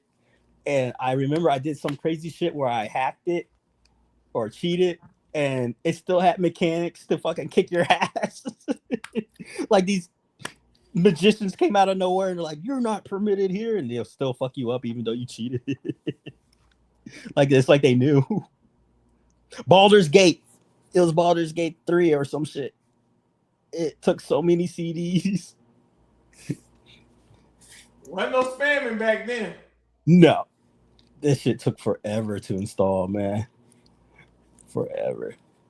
I remember having when I would play Duke Nukem, right? 3D. Ooh. And in order to play it, because there's obviously dial-up, right? You still have to get on your telnet or some shit, and then like you'll dial into your friend's computer. So it'll give them a phone call, then their computer had to answer the shit with the modem. I remember that. And what else? What other game did that? Quake? One of them. Yeah, Quake did it. Yeah. Mm-hmm. Woo! Multiplayer Duke. That's why I enjoyed doing those computer classes at the schools, man, because we'll do like tournament computer lab gaming. Like, I mean, imagine back in the day when it was in its peak, you know, you have 12 plus people playing World of Warcraft 2 and playing, you know, StarCraft together and stuff. Man, that was fun. So yes, I definitely enjoyed school because after the end of the class, we would game. Yep. I think I spent 8 hours straight playing StarCraft. The OG or 2? See, 2 is my thing. StarCraft 2. Oof. 2 with the expansion pack Brute War. Oh yes. And I spent 8 hours playing that at my friend's house. He had like 4 computers set up. The Zergs, man. Fuck the Zergs. Huh? If you were playing Zergs, I had to play the Protoss because that's like the only way to counter that bullshit. Humans were fine. Humans were good, like overall for me. Like I enjoyed their tanks, but like it was for me. But I would say the peak of nuisance was obviously the Zergs. And then if you let the Protoss get their air carriers going, you're just fucked. Oh, Jason Little Alien said, bro, I remember this. Dog, yes. Windows 95 was on 15 floppies. I remember upgrading from what, 3.5 3.5 to 95. Yep. And man, you had to get 15. Whew. Hey, I had found my old AOL 3.5 hard disk, and it was AOL like 2.5 beta or some crazy crap with like 23 hours or some silly crap. Oh man.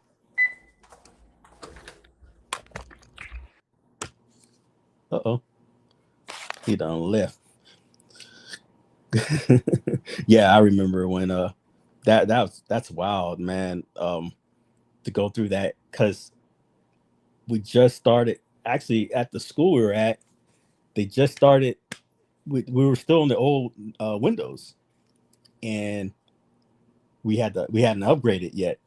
I think it was like 97 by the time we got 95 installed, and I think Dell computers just started coming out, but I was learning Novell networking, so we ended up actually working for them as a school and putting together computers and stuff. And this one cat, smart ass, popped off at my instructor, and he's like, "Where you at?" And the Dell factory or whatever is literally right across the street. This dude got up and went over there to check the kid. And we call this dude Superman because back during his high school era, he got the bench lifting record for 500-pound weightlifting. Dude was jack. He was a guard, reservist, whatever, Marine, still on, duty kind of shit. And he was an actual legit bounty hunter as well. And his stepbrother was like an Olympic wrestler. big dude. I remember playing Outrun on Windows 95. I'm trying to remember the year, but I know it was before like 99 or around then. I played Grand Theft Auto on those computers. But what was cool is I was getting free internet because since I knew the network administrator, I could dial into the school using Telnet and I would use the school's internet for the internet at the house here. So yeah, that was crazy. Man, going back, it's good shit. Oh, he's back. Add to stage. There we go. Glad you're back. Hey, I'm back. I don't know what happened. I was telling him I used to get internet through the school, so I would dial into the school. Yeah, good stuff. Yeah, so even though it was dial up, it was fast for its time, you know. You wasn't changing no grades, were you, Matthew Broderick? Hey, so about that, that Chris Bueller. So I actually had access to all my teachers' network stuff. So now that it's over with, and you know, ain't nothing y'all can do about it. One teacher pissed me off, so I removed their network right. So when she tried to get on during one year, she couldn't. I fucked with her. That is hilarious. So it's just like, yeah, fuck you, bitch. Yeah, because you know, school started doing the whole PowerPoint stuff, so they needed internet. You know, nope, not today, bitch. Hey, you can't get away with that now. No, you can't, because they would have tracked me down. You know, but I did it. Actually, now they can do all kinds. Well, actually, I mean, I don't think you really could. Then it's just that she did. I mean, who are you going to report? Well, no, teachers are more well, because all she sees is a technical thing, and by the time it happened, I was at, you know, that same day I went to class to fix it. So, like, you know, by the time she's complaining about it, you know, it's resolved. I was telling my daughter, I said, yeah, I used to cheat on tests on Bluetooth, but teachers, and this was in college, but teachers didn't know what Bluetooth was. So I'm in there. Hey, my friend would be in the lobby reading the study guide to me in my ear. The teacher just thinking her head's just slow. Now you can't and those do fancier watches and shit got everything. Yep. Headset. Yeah, she didn't know what it was. I mean, you know, hey, I had Bluetooth. Hey, I had a Trio 650. Damn. Remember that Trio? I had a Trio phone. And wow. Man, that phone had Bluetooth, which wasn't popular at that time. You know, nobody knew what Bluetooth was until they seen everybody with them headsets. Oh man! And the teacher was like, "Hey, just going along." This dude, Mosaic browser, man, you just gonna outclass us, huh? All right. Hey, that was a fancy browser because I think I had Netscape. What was those older computers? We got Prodigy. That's what I had. Prodigy.net. Hey, I have it somewhere in the attic, I'm sure, but it was my older hard drive, and I think it was like 3 megabytes, and it had CompuServe installed on it. CompuServe, yes. 3 megabytes. Say, remember beepers? I still got mine. Yeah, what do you mean? Like, I was issued a beeper. Yeah. Hey, I was still using the beeper when you ain't supposed to be using. Jason, some people still getting issued a beeper right now. Yeah, dude. I was issued certain industries, so I'll just leave it at that. Yeah, that was back during my alert days. Hey, get your ass on the helicopter. Beep, beep, beep. Yeah, because it's easier. Like, I know we talk about this tech, but it's easier to pay somebody to alert them. Yeah, because all you needed, it was a loud alert. That's it. Yep. Because if you try to call somebody, you might get no signal. You might not have a signal, but it's easier to pay somebody. I remember I was on at a commander's call at a nuke base, and I was right up front, and the command, you know, Wing King is there, you know, yapping. Beeper goes off, stood right up. You know, I'm just a lowly airman, right? You know, and everybody's like, "What the fuck?" And I'm like, "Yep, fuck you." I ran out, dog. I booked it. Like, you ain't stopping me, bitch. Like, I'm nothing they could do. Like, it's national security. Prince said they was getting suspended for candy face. I remember those. Those were, come on, you had to be a fool to believe that the candy pages were real pages. That principal was a dumpster fire. Yeah, he just messing with black kids. Come on, man. At this they point, look dude. like candy. Yeah. I remember those. I believe it, though. But I'm just saying, like, they purposely God. trying to criminalize young kids. But that goes to show you how much teachers and parents. My parents, they ain't know nothing about no internet. They got us that shit, but they ain't know what was going on. That my parents had no clue. I mean, AOL was a dangerous place. They didn't know about it though. Like my parents wasn't using that. They bought it for me. A/S/L, all caps. Remember that? Very dangerous. Sex location. That's all. Yep. Oh, I use that when what was that? Instant messenger drop. Oh my god. Dang.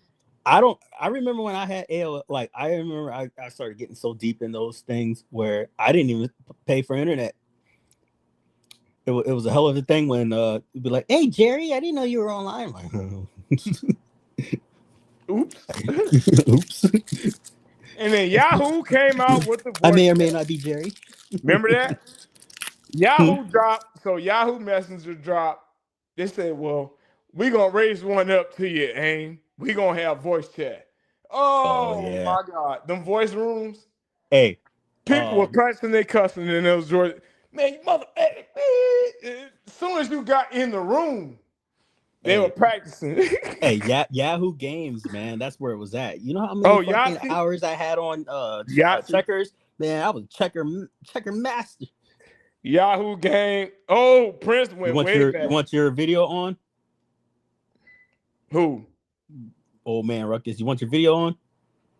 Oh, Ruckus is on? He's coming. Shit. What's up, Ruckus? Old man. Old man. What's up, old man? We were sitting here. Nostalgia. Yeah, I remember that back in my RT days. Oh man, what you gonna say, old man? In your olden days. All you need is to rip it. Yeah. Well, we're talking about old technology. Yeah.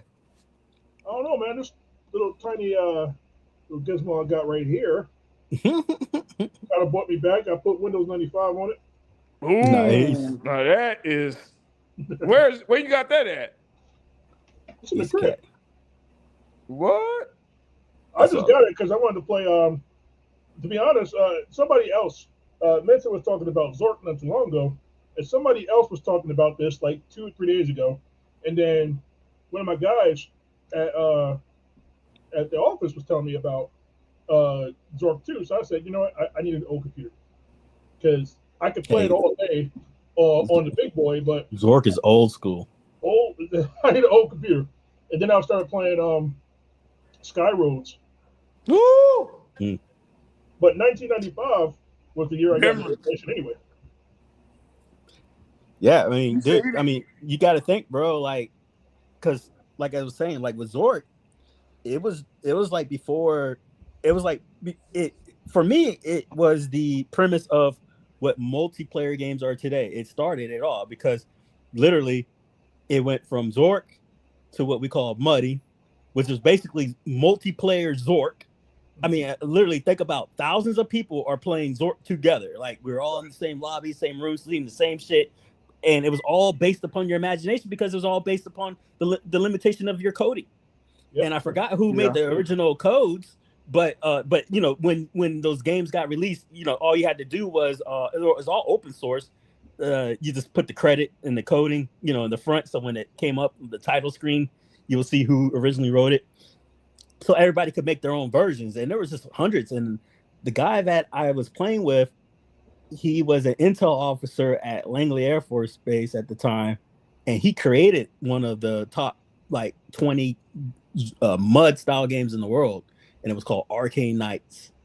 And I played it for like 5 years or some crazy crap, and I obviously had a popular character back then and whatnot. It wasn't the strongest, but it was definitely a hell of a nuisance. And the game was fun as fuck because once again, people got mad because he ended up coding it to Dungeons and Dragons 3.5 rules. So he made the shit accurate as fuck. Every time you would attack, it was based upon like a virtual dice roll. It was accurate, so it was fair, based upon your levels. It was good, dude. Good as fuck. But then that's when the whole EverQuest, Ultima Online, they made a graphical version of what we were playing. But Zork and Mud started it. Plain and simple. Oh yeah. It was good times. Man, I miss those. Shit was so like it was. And I remember when I was playing it on one, it was called Gemstone 3. I couldn't tell from the AI or the scripting for the NPCs were so good. It was tough for me to tell from an NPC from a real person. You know, and until I got like a reply or whatever, and they started what do you call it, role playing so hardcore. Like I was like a thief and I was invisible and I was watching people go to this bathhouse and I was watching their ritual, and when I did it I repeated the ritual and I went behind like this closed scene, and then they would go to this person called something of whatever light, right? This is going to get deep. And so this whole time, like you could like do like these symbols, and like everybody in the room who was part of like this cult would do the same symbol back, and so you would know who was who. So either way, we're killing these demons and da da da. Long story short, when you finally level up each rank, you find out that you weren't the good guys, and there's like some devil crap. And I remember it got so bad that the friend that I was playing with was scared. He's like, "Yo, I'm out of here. Like, I'm not playing this game no more. Fuck this, da da da." And full circle back, it was basically Mason shit. I was like, "Yo, did this guy get freaked out?" Because like, no, I'm a kid. I didn't understand it, but when I was thinking back, I was like, "Yo, they're playing on Masons," and it freaked them out because they were called the Order of Light and this that. But he was genuinely freaked out, and he sent me a whole screenshot, or it wasn't even a screenshot, but it was like F12 screenshot of what the guy said, and it kind of creeped me out too. And I was like, "Yo, I thought we were the good guys."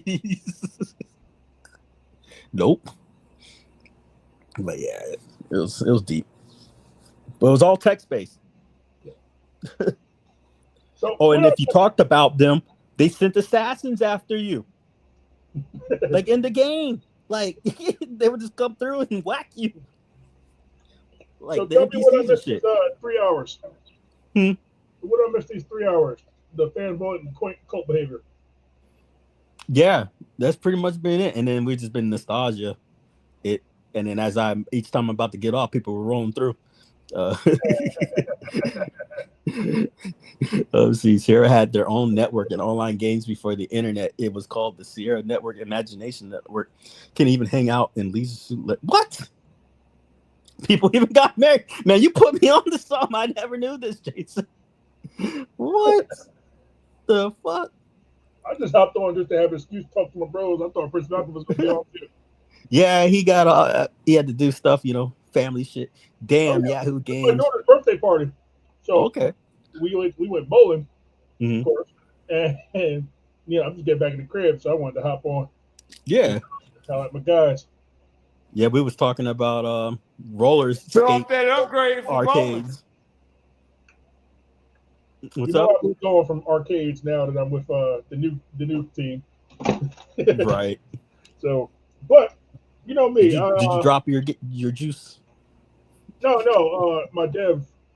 Shit. Gotcha. For the new job, but gotcha. We got I kind of stopped with the scene because at this point it's just not going to get better, and then even in and this is with all love to both my guys, Jay and John D. Except for the IGS terminal that's coming out, that's really the only thing new as far as gaming, and that people haven't seen that could really bring a competitive scene. But the same Mortal Kombat that's coming out, Arcade One Up, the same Street Fighters. Actually, I won't say same Street Fighters because at least John D is bringing Third Strike to finally out there, and that's new. That's a plus. But Third Strike, there's a reason Third Strike didn't do well. The only people who can play Third Strike are people with my level of Street Fighter ability. When you start playing Third Strike online, you'll realize why Street Fighter 4 is the way it is, Street Fighter 5 and Street Fighter 6 are the way it is, because Street Fighter 3 is the Guilty Gear of Street Fighters. Like, right.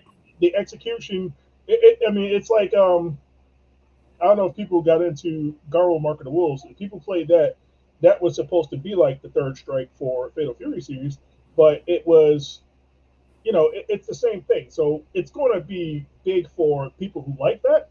For me personally, that's the only reason why I'm buying it. Not, not just because John D put it out there, but third strike similar. So I mean, I kind of got to get it. But other than that, there's nothing new. There's nothing going to be new. There's nobody going to do anything different other than Polycade, and Polycade's essentially letting us do what we want. I wouldn't go into too much of what I'm doing because my brother's working with those guys, but at the same time, it's not a cat and mouse thing. I can still say this is my brother. He's not limiting me other than don't put Polycade official stuff in it. Right. Tyler has never said, hey, don't do this. Just we can't help you if something's wrong, but we gave you a computer for a reason. Right. So I don't want to say Tyler advocates for piracy. I, however, do. I'm not in the game anymore. Tyler does not advocate. Tyler does not advocate piracy. That's my brother. And his AGS software is very strict and limited and does not allow for period.dn. Tyler does not allow piracy. That's my brother. I love him to death. I do. I will hack.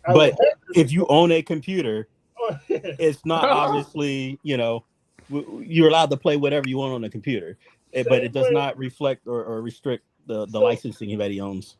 Now, I will say Glenn has some shit I think I might get, man. That GRS arcade, man. With the rotating screen. Well, I don't want for me, I don't want the rotating. I want that 26-inch.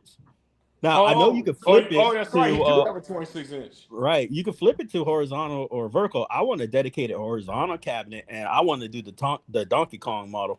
Yeah, that's what. Well, I want Robotron. I want that plexi in front, and then I want to put the little, what do you call it, the border shit around it. Yeah, Nintendo cab. Yes. I want to do the Popeye. That's gonna cost you that like a real cab. See, the reason I say Glenn, it's gonna cost a real Nintendo cab is gonna cost you about $10,000. Right. It ain't gonna cost me no more than what fucking Sonny Ogle sold his damn IRK for, $1,200 each. You know what I want? That's crazy, bro. Yeah. He's like, and then dude bought 4 of them from him. So Sonny made $5K after all this time talking shit about, IRK to death, and he done flipped it, dude. His whole game was to flip the market, underbuy and oversell. To be honest with you, that's fair, and it was because of what Glenn was trying to do, and Glenn's problems with arcade went up because how that went down. But what Glenn was trying to do, I think he started seeing what I saw. The difference between me and Glenn is that I don't have Glenn's level of backing. Well, I didn't at the time, but I don't have Glenn's level of backing to be able to do what he's doing and still get away with it, because all it's going to take is for the right person to really get in his ass. Like if he ever decides, like me, or to have Nintendo games, it's going to be rap. It's up like me. But I'm pretty sure he's smart enough to do that.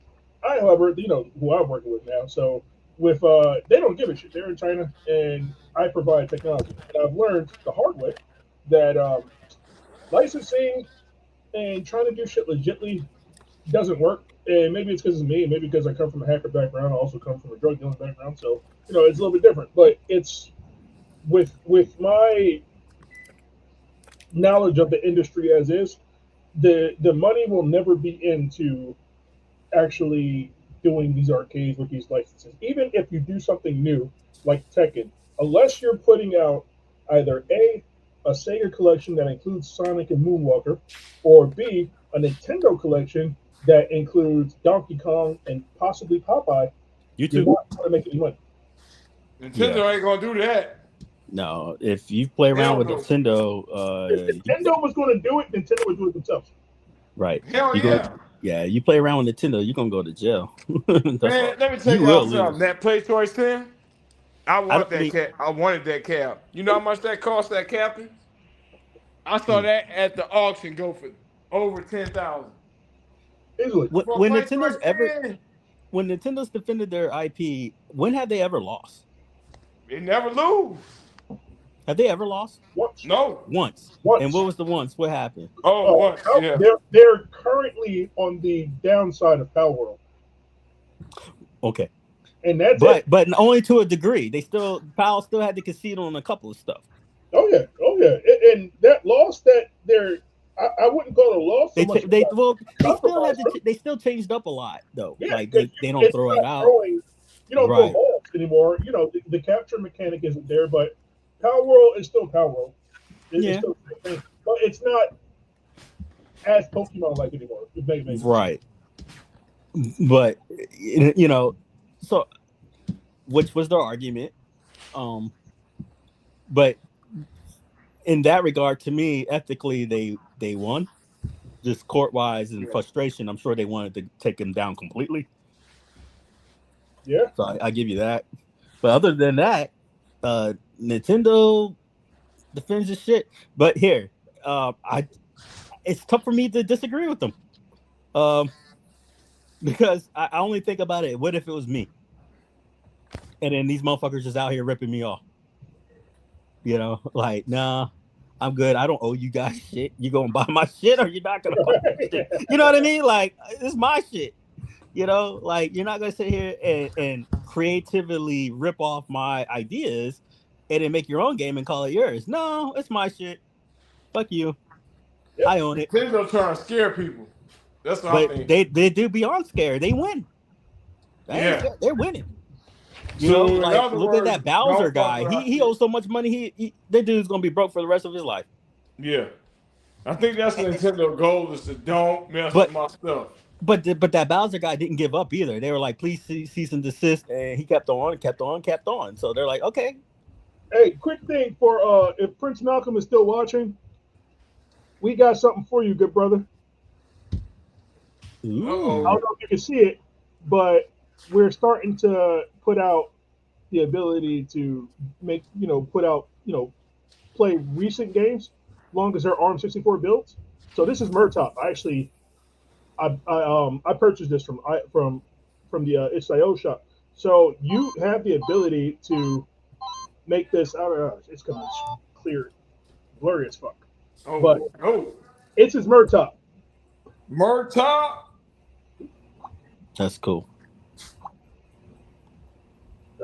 Forgot the controls are. There you go. As a Game Boy Advance, right? No, this is Ambernick. Oh, Ambernick. Damn near Game Boy Advance. That's a badass. Ambernick sells out quick. Yep. But now you're not just going to have emulated titles anymore. You're going to have real games now. Indie titles are starting to come. Bro, that's deep. So I just want to show off a little bit of stuff I've been working on. But yeah, I dig I dig where I'm working at now. But yeah, man, it's with these places, they're, I guess I'm biased now to Ambernick, obviously, but you're not, unless you're going to get something like what John D's doing with the Raspberry Pi 5, and with even with Unico now, with it's going to be hard to hack that. I'll be honest with you, this fucking Unico Pocket is a pain in the ass to hack, and I still got that shit. Without, and I've been, I think it's more of a pain in the ass now because I've been trying to not have to ask Ryan for help. But I feel like he would have did this shit a long time ago. But with what I knew about what the older systems was, and this one being completely different. This is not a fucking Pocket Arcade Stick Pro. Like, it's a completely different platform. Like, holy fuck! Like, damn it, I thought this was. But stuff like that where you're going to get an audience based on the ability to play games like that. Eventually, that'll die out too. I think video games as a market is about to hit that old Atari crash, and I don't think it's going to be like as bad as it was then. But I think video games as a whole are one of two things going to happen. Either A, retro games are going to start being more and more what AAA games are trying to be right now, and two, everything's going to be on PC. Yes. Series. That's what I was making the connection earlier, is that PC's the master race. Consoles have done a lot to try to catch up to the PC. At this point, they're PCs. It's like, why would I want to own a PlayStation when I can just own a PC? Like, there's almost to a point where we're at a impasse. Like, why are we on the different mediums, and why won't I own a PC? Like, you're better off having. Example right now, I think Steam is just going to run with it. If Steam does this right on their so-called console release, Steam's going to own everything, because you're looking at PC in a console format, like bruh, like a Steam OS with actual Steam working titles. Ooh, this is gonna be tough. You know what else that I've seen in the rumor mill is that Valve, Xbox will start allowing Steam titles. Ooh, and a fucking collab. Oh, it's game, bro. Now here's why it'll work. Xbox Series X runs on Windows anyway. As long as the game has an equivalent UWP version, which a lot of Steam games do. A lot of if they come on, like, not even Microsoft games, if they come on the Windows Store, it's very likely it can come as a UWP or as a x86 executable. But they were dominating with that Proton, like there's no translation needed. Well, that's what I'm saying. Like, since they were already dominating, I think they just like, like we're gonna have to give up because we can't keep them from, like it's either if you can't beat them, join them, right? If Microsoft allows the Steam Marketplace on their shop, and it'll be up to developers to say, hey, it's okay to put this on Xbox, but there's not too many developers that's going to say no. Maybe Sony, right. And that's a maybe. But even then, Microsoft is putting their games on PlayStation. The next Gears of War is going on PlayStation. Gears of War, there's an unofficial beta right now for PlayStation 3. So this was definitely a plan, from the door. And it's because there's no way to get around the fact that, one, PC, you can't beat a PC. And no, you can't. As long as the companies stop trying, they'll be fine. But the games people are playing more and more are the Ninja Gaiden. Look at Ninja Gaiden. Ninja Gaiden, Black isn't going to play as well as that Ninja Gaiden, that new 2D game. Mm-hmm. Terminator 2D is what everybody wanted all the other Terminators to be. What else? Streets of Rage 4. Right. Woo, that's good. So, none of these games are what you would consider AAA. And then we're going to have, and as a consumer market, we're going to have to define what AAA means at this point versus letting companies dictate for us. Because RoboCop was an And I like RoboCop. And cool.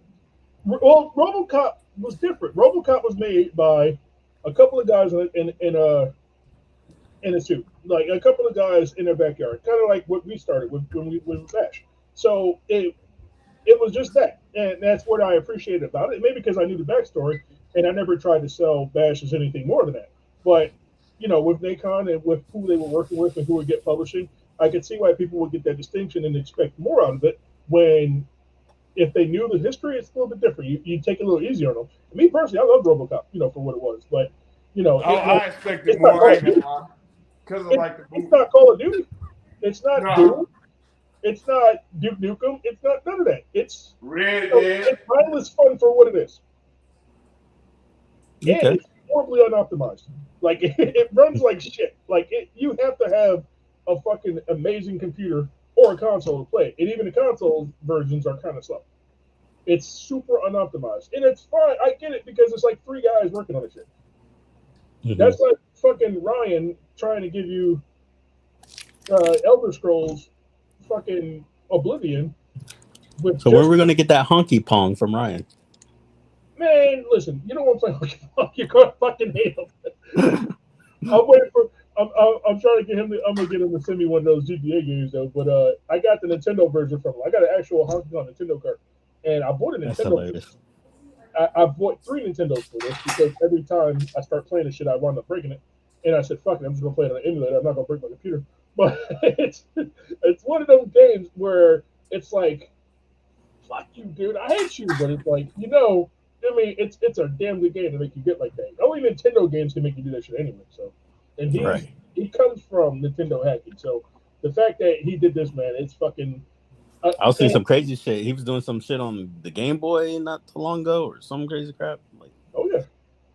Also, he's going to try to sneak Honky Pong into Time Killers coming out in July. So shameless plug for him to have his own game, have an official game on Switch because that's my brother. He deserves it. That's funny. But yeah, I don't like where video games are headed to. I don't like where not video games as a whole. I don't like where the market is heading to. I don't like what the arcade, the home arcade scene has become. And I knew it was going to happen, but I don't like what it is now. It's stagnant because the uh, it's not the appeal. It's the game selection will always be limited by only developers who give a shit. Not to mention a lot of games that everybody used to like back in the day. So, to be no fair, like I'm using semantics here, is it the fact that I don't necessarily blame the developers, I blame the publishers. Yeah. The investors. Yeah. I think the devs give a shit. It's these people who want, like, but you know, I don't think people understand the bureaucracy. It's like, well, we're giving you a $300 million budget and it's going to be on our terms versus, like, you know, making it fun. They're like, nope, we don't want this. We don't care what you think. Like, they put their hands into the shit because they're the money guys, and then it's to the point where when these publishers want something, they gut the studio trying to make something solid, so then they release junk. You know what? It's not always their fault. Blitz. Look at companies like Namco. Right. They sometimes it's not just the game itself; it's the brand. If Namco decided arbitrarily on their own that they're going to take it, Tekken is a game that's really highly requested. Right. And if they do Tekken 1, 2, 3, and Tekken Tag, then if they put that out in the arcades, that would draw attention away from Tekken 8. I don't think it will, but good point. And I'm a Tekken player. Everyone knows I'm a Tekken Street Fighter player, so it would. Now, on the flip side of that, Capcom puts out a new fucking Street Fighter cabinet every 6 months. And it doesn't take away from them, right? It just hypes them. They don't give a shit because Street Fighter is a cash cow. People will spend the money on the same street. See, people have been spending on average. I've researched this. Look at Pac-Man in store. Pac-Man 2, but Pac-Man isn't the reason why I'm bringing Street Fighter, because Street Fighter 2, on average, since Street Fighter 2 arrived on Nintendo, has garnered from Capcom's numbers approximately $65 a year from everybody who plays Street Fighter. Street Fighter 2, I'm not talking 3, I'm not talking any of that. Street Fighter 2 has made at least $65 per person, just based on. Probably talking to, like, not billions but trillions. Yeah. So this goes to Bill's point, right? Right. Arcade went up, looked at the data, they did the research, and they saw a game like Smash TV. Yes, we played it, but your average person, did they play Smash TV? The answer is no. And if they look at it, they're going to get overwhelmed. It's not going to appeal to the young 16-year-old blonde girl. No. You know, she's not going to give a fuck about Smash TV when she can play, you know, Mrs. Pac-Man. And I'm not saying this because some girl thing, but you know, you got to look at the aesthetics. Does it look good in the apartment? What does this appeal to your grandmother coming over, or was that or your, like these dorm college kids? You got to look at the casualness to where they can go, I heard of, but a lot of them, they're just going to go, I might have heard of this, but a lot of them have not. Haven't played it. Yeah, they have never played this stuff. You know what else though? The game. If you look at the games too, let's take Primal Rage. Primal Rage is a game I've advocated for a while, but Primal Rage is actually something that taught me a lesson. Companies don't actually care about piracy of older games, except Nintendo. Literally, except Nintendo. Nintendo cares because they have because they keep it up. They put it on their platform. But yeah, they actually bring it back, and they do make money off of it. So it's a little bit different than Nintendo. Nintendo's exclusive on that one, right? Because Microsoft doesn't give a shit. Because even with their titles that are backwards compatible, they know for a fact, see, Xbox exists. They know Xenia exists. They know there's a way to play them on the fucking Xbox One and Series X. They have not stopped it. They just said, don't put this in the retail mode. They gave you a way to do this. Microsoft handed you a way to do this. PlayStation, Sony knows there's a fucking emulator for PS2 and PS1 games for PS4 and PS5. You know, for people who got hacked PS5s now, people who got hacked PS4s now, you know, there's ways to play PS2 and 1 games and PSP games. Pretty soon, Vita 3K is getting ported to PS5. like the next couple weeks actually. So there's ways to do that. They don't give a shit. When they start giving a shit is when you start seeing remasters of, let's say, Killzone Mercenary. Killzone Mercenary, if it gets out there, they might put a stop to Beta 3K, and maybe only Beta 3K. They might not give a shit about PPSSPP.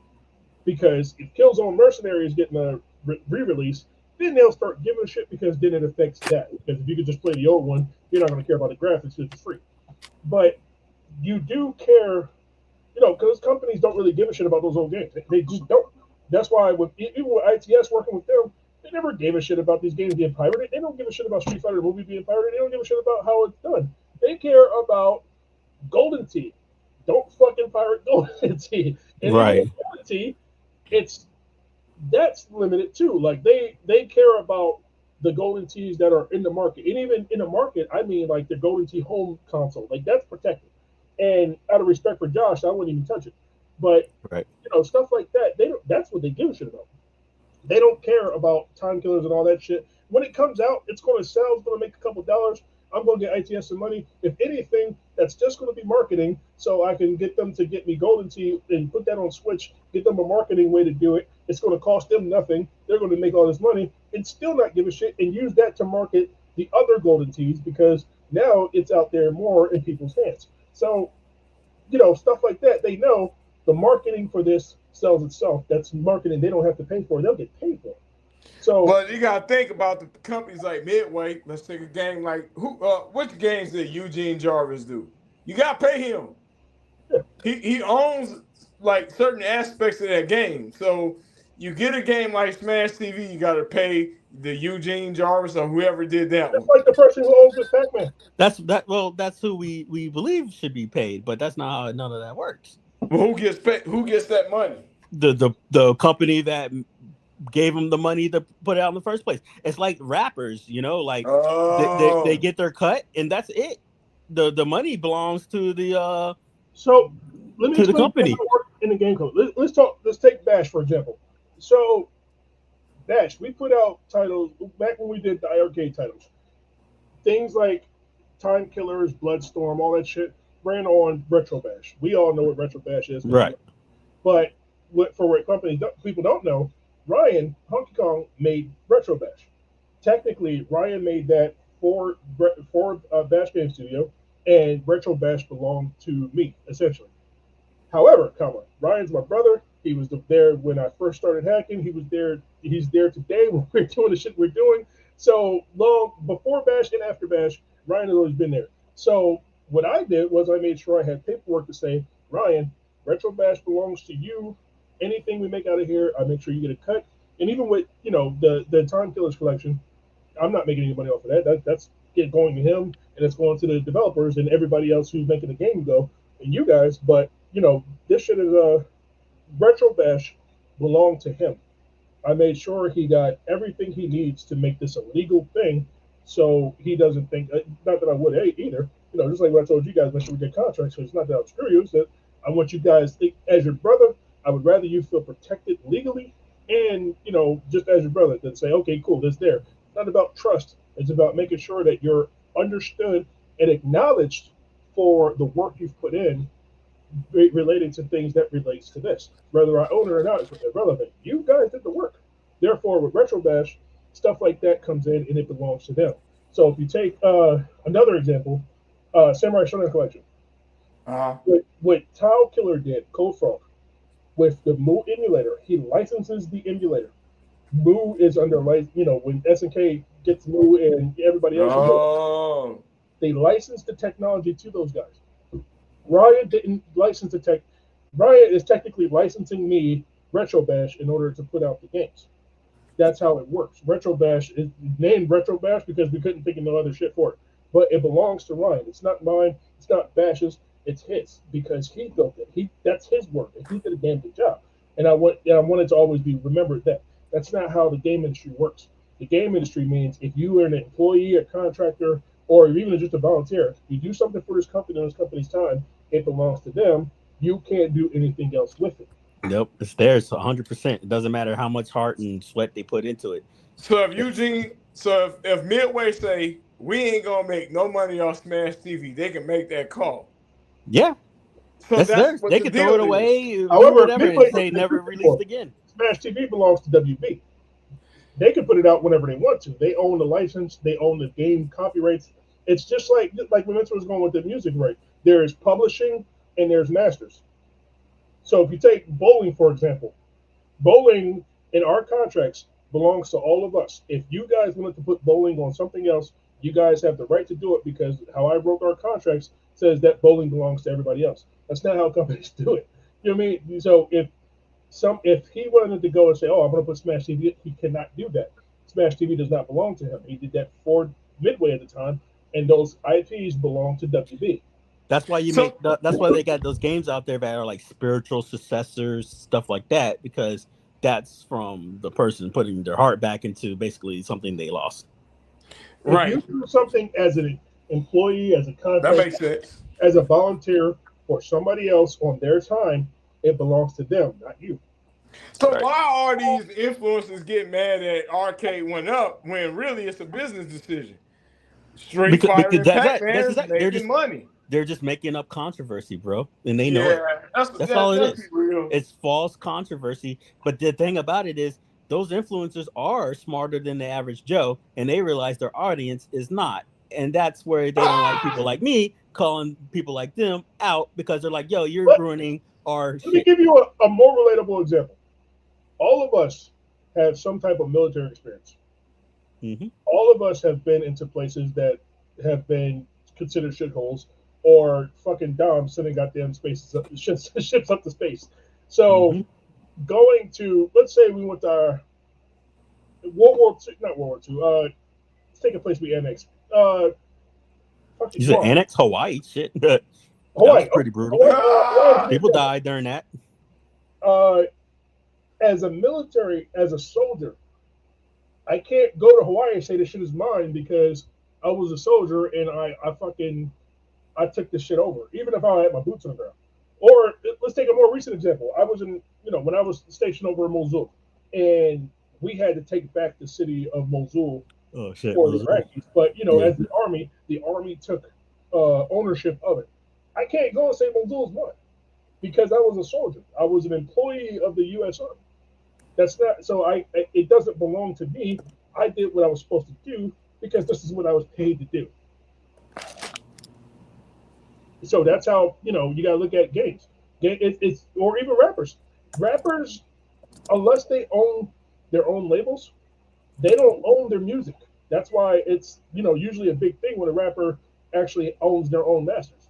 So when I worked with Jadakiss on Driver's Edge, I had to go get permission from fucking Rock Nation. And when I got permission from Rock Nation, they were the ones who told me, Jadakiss owns the publishing to it. They just own the masters. So I still had to get permission from both to say it's okay to use this game just in the marketing. Which they did. It's fuck. But it's that this is how that works. When I went to Mike Brinks and he told me, how this is how it works, that's how I learned how the music industry works. The game industry works very similar. Very. So why would I give Arcade One Up my licensing like Atari when I can just drop machines? Look at what Atari's doing. You could, but they're putting the money into it. There's a lot of money to put a lot of wood out there into a lot of people, and then to put it out there with no guarantee that anyone's going to buy it. You know what? They're gambling, bro. Take a look at my current failure with the Bash Box. Right. So with the Bash Box itself, and I take it as a lesson, and I say about that. I don't because I'm proud of what I was able to do, but that's the reason why people I license titles out and I license technology out versus putting it out myself. The work required to put out your own system is vastly more than just saying, "Here, you use it, just give me the fucking money." Look, when the PlayStation 2 dropped, Sega said we're bowing out. The PlayStation 2 wasn't even out, and they already said, "Well, you win." They didn't win because they weren't releasing, competition. They just realized we ain't gonna be able to compete. Not the way our infrastructure is set up, not the way the last console. It's just not worth it. Like in order to save our own hide, we need to back off. Otherwise, we can sit here and debate all day. I don't know too many people who disagree. The Dreamcast was superior, even to the newer shit. you know. But they realize that as far as that's a fact. But the thing is, we know this, but the new pop age culture, PlayStation 2 was like the highest grossing, most selling, because the hype alone destroyed everything. It was just the hype. You know it was just the media hype. PlayStation 2 didn't do well because the games were better than Dreamcast. Right. Dreamcast was very much on par with PlayStation the entire time. Facts. In fact, if you look at technology today, the thing that PlayStation had over Dreamcast is that PlayStation 2 had more RAM. And that more RAM didn't help because it's harder to develop for PlayStation than it is to develop for Dreamcast. Right. Now, with all that said, PlayStation 2 did better than Dreamcast because PlayStation 2 was an extremely cheap DVD player. Bam. It would, and then remember, just goes full circle, Dom. What did I say makes the most money? The mediums. It's that Netflix is on, like when I bought the Xbox One, you know why I owned the Xbox One? It wasn't even for the games. It was because it was the greatest multimedia device that it had a HDMI out. I had my fucking Kinect. I could sit there and wave my shit. Dude, you could Netflix and party play. You and I would be on Xbox, and I can stream share my Netflix, and then you'll have our little avatars up in there at the same fucking time watching what I was watching. Did you know that that was a thing? So the medium of I would actually play my PlayStation through my Xbox because the Xbox was the ultimate medium device for the other stuff. They end up getting Discord and Twitch and all this other shit. They knew what was up. The money is not in the putting out your own system. Right. The money is in the technology. They cutting the sales, bro. They make their money back on the medium side. Xbox 360 versus PS3. PS3 had an initial gaining, initial foothold because of the fact that you could use it as a computer too. Until they took that shit away. Once they took that shit away, Xbox 360 took over. And then Xbox 360. And it wasn't that Xbox 360 was inherently better than PS3 as far as graphically. I mean, for some titles it was. It was that Xbox 360 positions itself as a better online service. One, you had to pay for it anyway. And two, it was just so, they didn't take anything from you. And look at the Wii. Cheaper, lower, everything. They were one of the first consoles to sell for profit. They said straight up, we're not even in competition. Don't even put us in the same. We're not even in competition with Xbox and PlayStation. We're our own medium. We're our own shit. Because don't compare us, because that's not us. And yeah, they killed it. And dude, let's be real. The Wii was a cheap ass device as far as you're not playing no Call of Duty, on the same level as the Wii. It was either, when you look at it, it would be like Roblox of Call of Duty on the Wii. But what made the Wii great was because it was affordable and good games. The best selling games on Wii was Wii Sports. Wii Sports. And look how cheap that was. Wii Sports came with the shit. But guess what? I remember I was in GameStop and I saw this old couple, grandpa couple, and they're like, "Oh, we saw this for our grandchild was playing." And he was like, "Oh, you want to buy one for your other grandkid?" It's like, "No, we want to buy it for us." When I was in physical therapy, guess what was up in the fucking doctor's office? A Wii Sport, or the Wii Fit. They had you doing Wii Fit shit up in physical therapy. And you know what's taking over that market? The fucking Quest. Right. My mom plays the goddamn Quest 3 every day. Right. She plays 2 games. There's like a million fucking games on the Quest. She plays 2 games. Beat Saber and this fucking zombie game where you got to just turn around and shoot the zombies. They're about to make even more money because it's called Quest Move, and they're doing something crazy with that because they're taking it off the store. They're changing up the form for it, so they're about to do something crazy with it. Yeah, and now that the Horizon, there's the Meta Horizon that you can use on your phone and you can use on the Quest. Right. That's going to be like Roblox for adults. Oh yeah, and that's exactly what it's turned into. Look at what happened to Rec Room, bro. It's the new Roblox and hell, Roblox even went VR. Shit's wild, man. But yeah, that's actually honestly that's the other medium is. I mean, I've been on VR since VR's been created, but you know that's another medium that's going to take over is VR space. I mean, hell, you remember when it was the 3D TVs back in the day? Yep. But who needs that now? Like you can. You and I, all of us can right now get on the VR, get on what they call big screen. Yeah. I remember a dude got on big screen, put in his Nintendo Wii, and I was playing like Dragon Ball Budokai or some bullshit with them on the big screens. Like we're sitting in VR on the couch playing, multi-playing, Dolphin emulation and shit. It's wild. And I'll be in the theaters. Watching Avatar in 4D, like what? With other people. All right, fellas, I gotta get off of here. I keep promising my YouTube followers that I'm going to get this Visco hack out. Not the hack, but the actual how-to. And I've been lazy. And plus, I hacked the Unico Pocket, so now I got. I wait way longer than I'm supposed to, so I'm gonna call it. Neo Turf Masters on the go. Yeah. All right, you have a good one. Waiting for that shit. So. All right, y'all. All right. Hey, you got anything? See you, bro. You got anything to say, King? Nah, man. It was good to be back. That's all I got to say. Hey, good to have you back. And, went way longer than I always want to. But, hey, screw it. That's good. This is the first one back. Yeah, first one back in a long time. But, yeah, just summarize on this whole fanboy and cult behavior. It's a little wild. It's a little crazy. I'm trying to understand why these motherfuckers always give the same stupid heads a pass. But hey, that's what it is. But at the end, I think it's all because they want something out of the other people. They're not being honest and truthful to themselves of what they're doing, or at least to their audience. So I understand why they don't like getting called out. But hey, it is what it is. It's going to keep happening. But I'm gonna end it there. You have a great day, bro. Peace. Peace. The reach in underground show. Let's go down from the bounds when we hit the sound. Like the trending tag, you can't stop the swag. Who wants some?